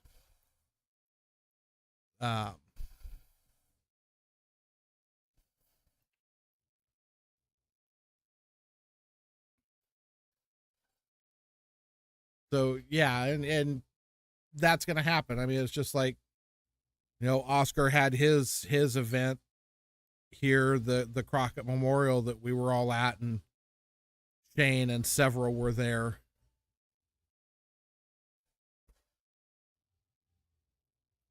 I don't know. That one was all pretty freaking hot already by that point. Like I said, by that point, Shaw had already come out and said he wasn't playing WPA. After things, or if things went that direction. So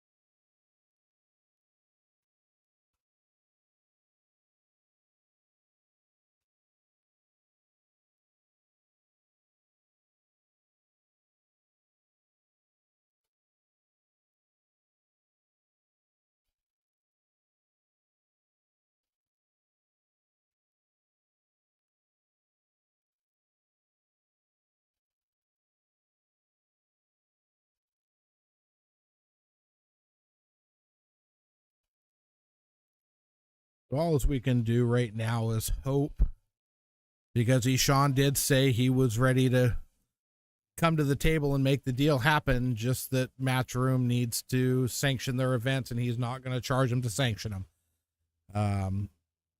He also said that he would be in Europe.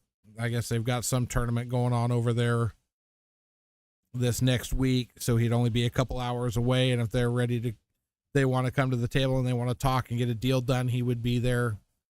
And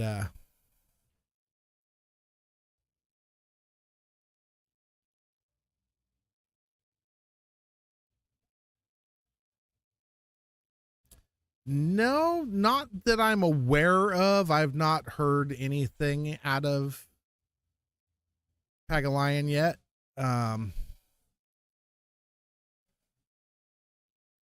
So I don't know. I've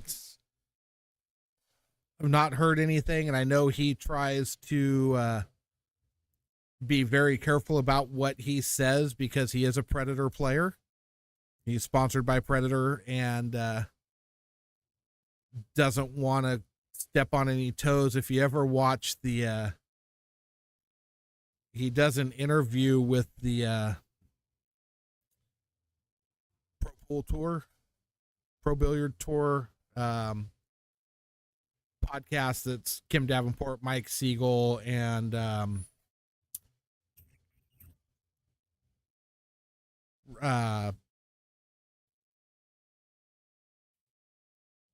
oh my God, who does that with him? Reed Pierce. Reed Pierce, is that right? But he does an interview with Reed and Kim, and they try and get him to say something about the Predator events because he doesn't play in the Predator events either, unless they're in the same town he's in, and he doesn't have to do any traveling or anything to worry about it because he doesn't like their format either, and he's a Predator player that doesn't play in their event.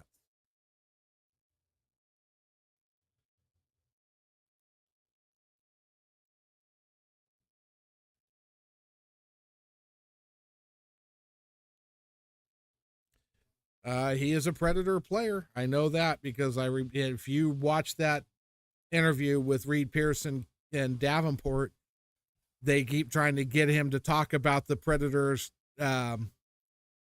format. He's like, I'm not going to say anything that's, my sponsor. You're just trying to get me in trouble type thing. But it was very, very obvious what he was referring to.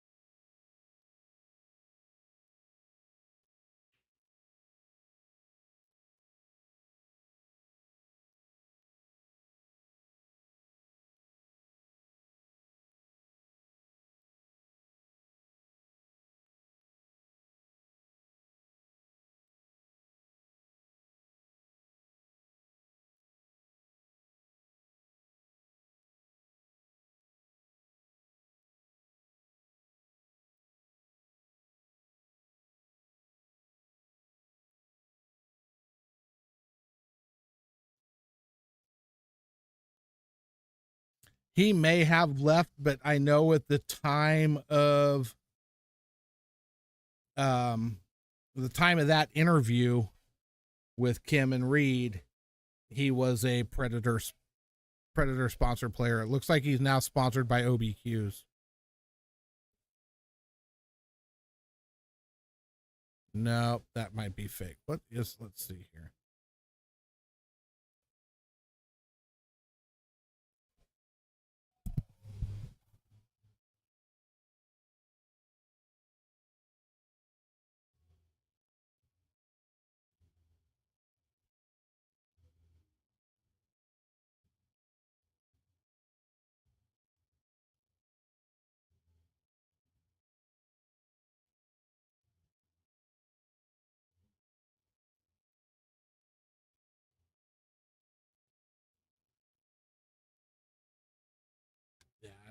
So he may not be sponsored by them any longer, but he was at the time, and he didn't want to make any comments about how they ran their events, so he was not saying anything. But that's irrelevant at this point, really. It just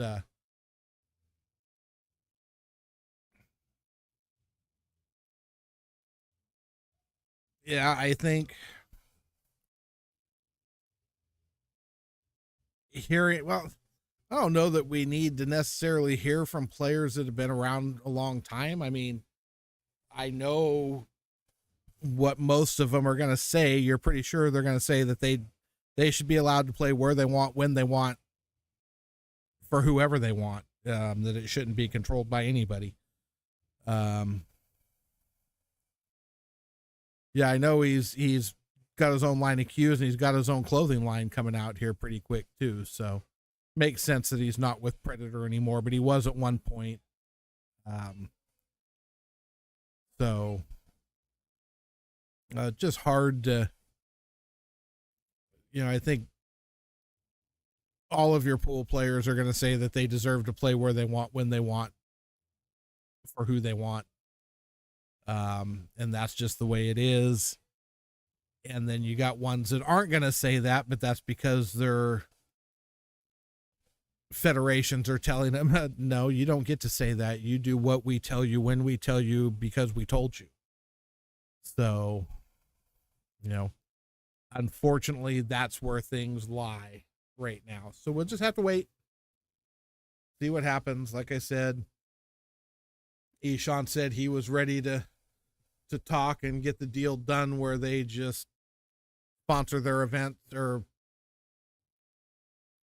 sanction their events with WPA and no fees for any of that. And then it all goes away. Everything's kosher, because at the end of the day, that's all the WPA wants, is for Matchroom to be sanctioned through them. So we'll see. We'll see what happens.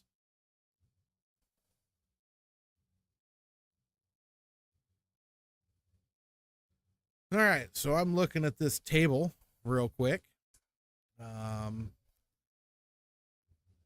Devin has ball in hand, and I don't see any problem balls. This could be a problem for Sargon. This could be over. Let's see here. 1, 2, 3, 4, 5. 5 to the 6 going to be the hardest. The biggest what to do. I think that's the 8 ball in front there. Yeah. So 5 to the 6 is going to be the shot. Got a kind of a tight little window, but not super tight. A little tight.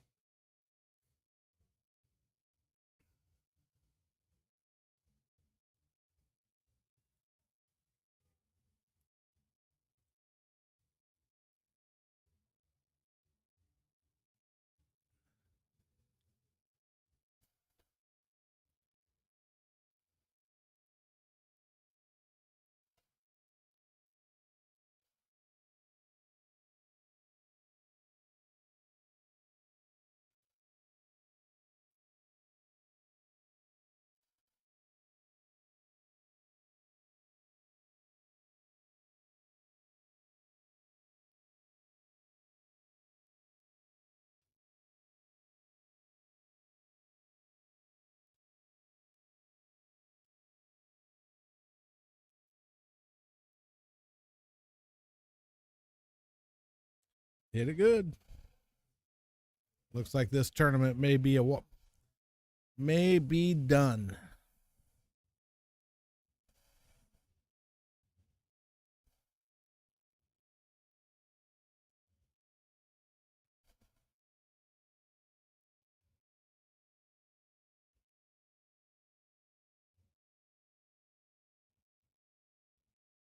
Got a lot of movement in his elbow. Lord.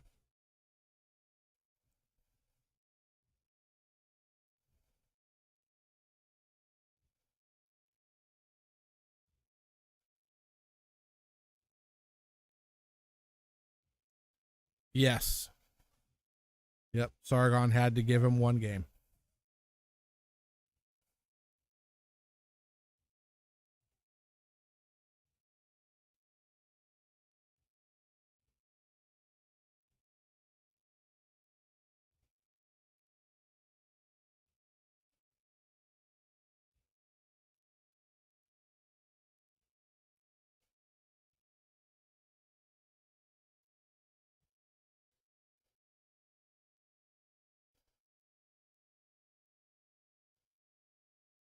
Ouch.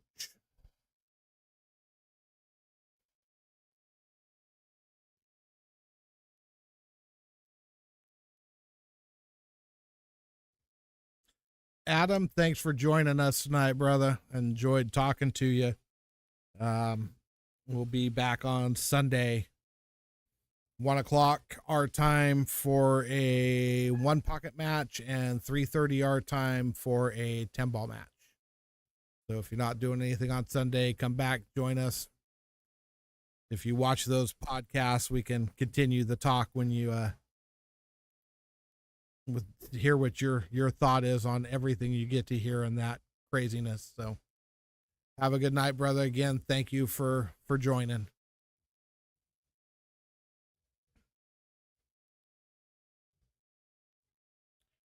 Mary's going to bed too, huh?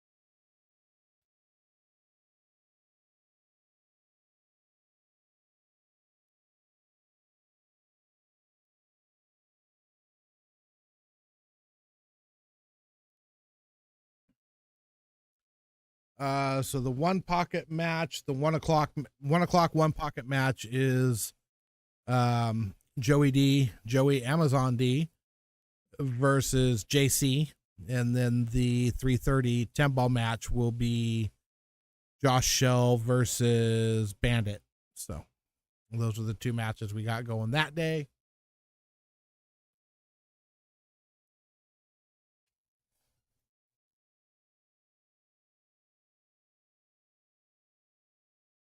Oh, they may be doing an even split. I shall be back in a minute, folks.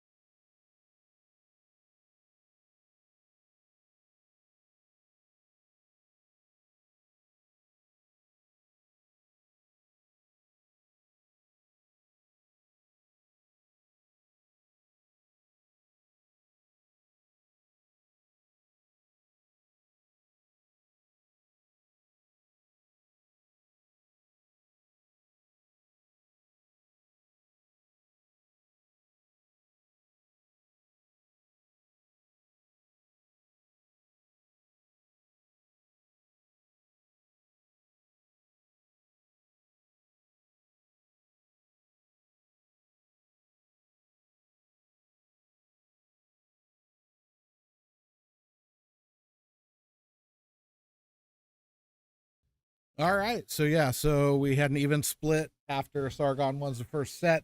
So they were even. Thank y'all for coming out and joining us.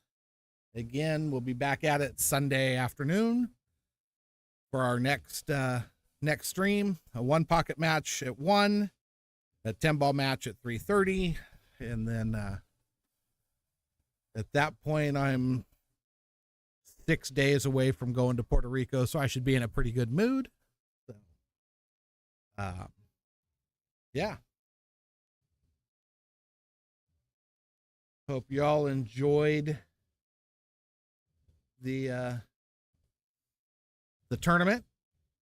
And again, thanks for coming out. Thanks for joining. Have a great night. We will talk to you on Sunday.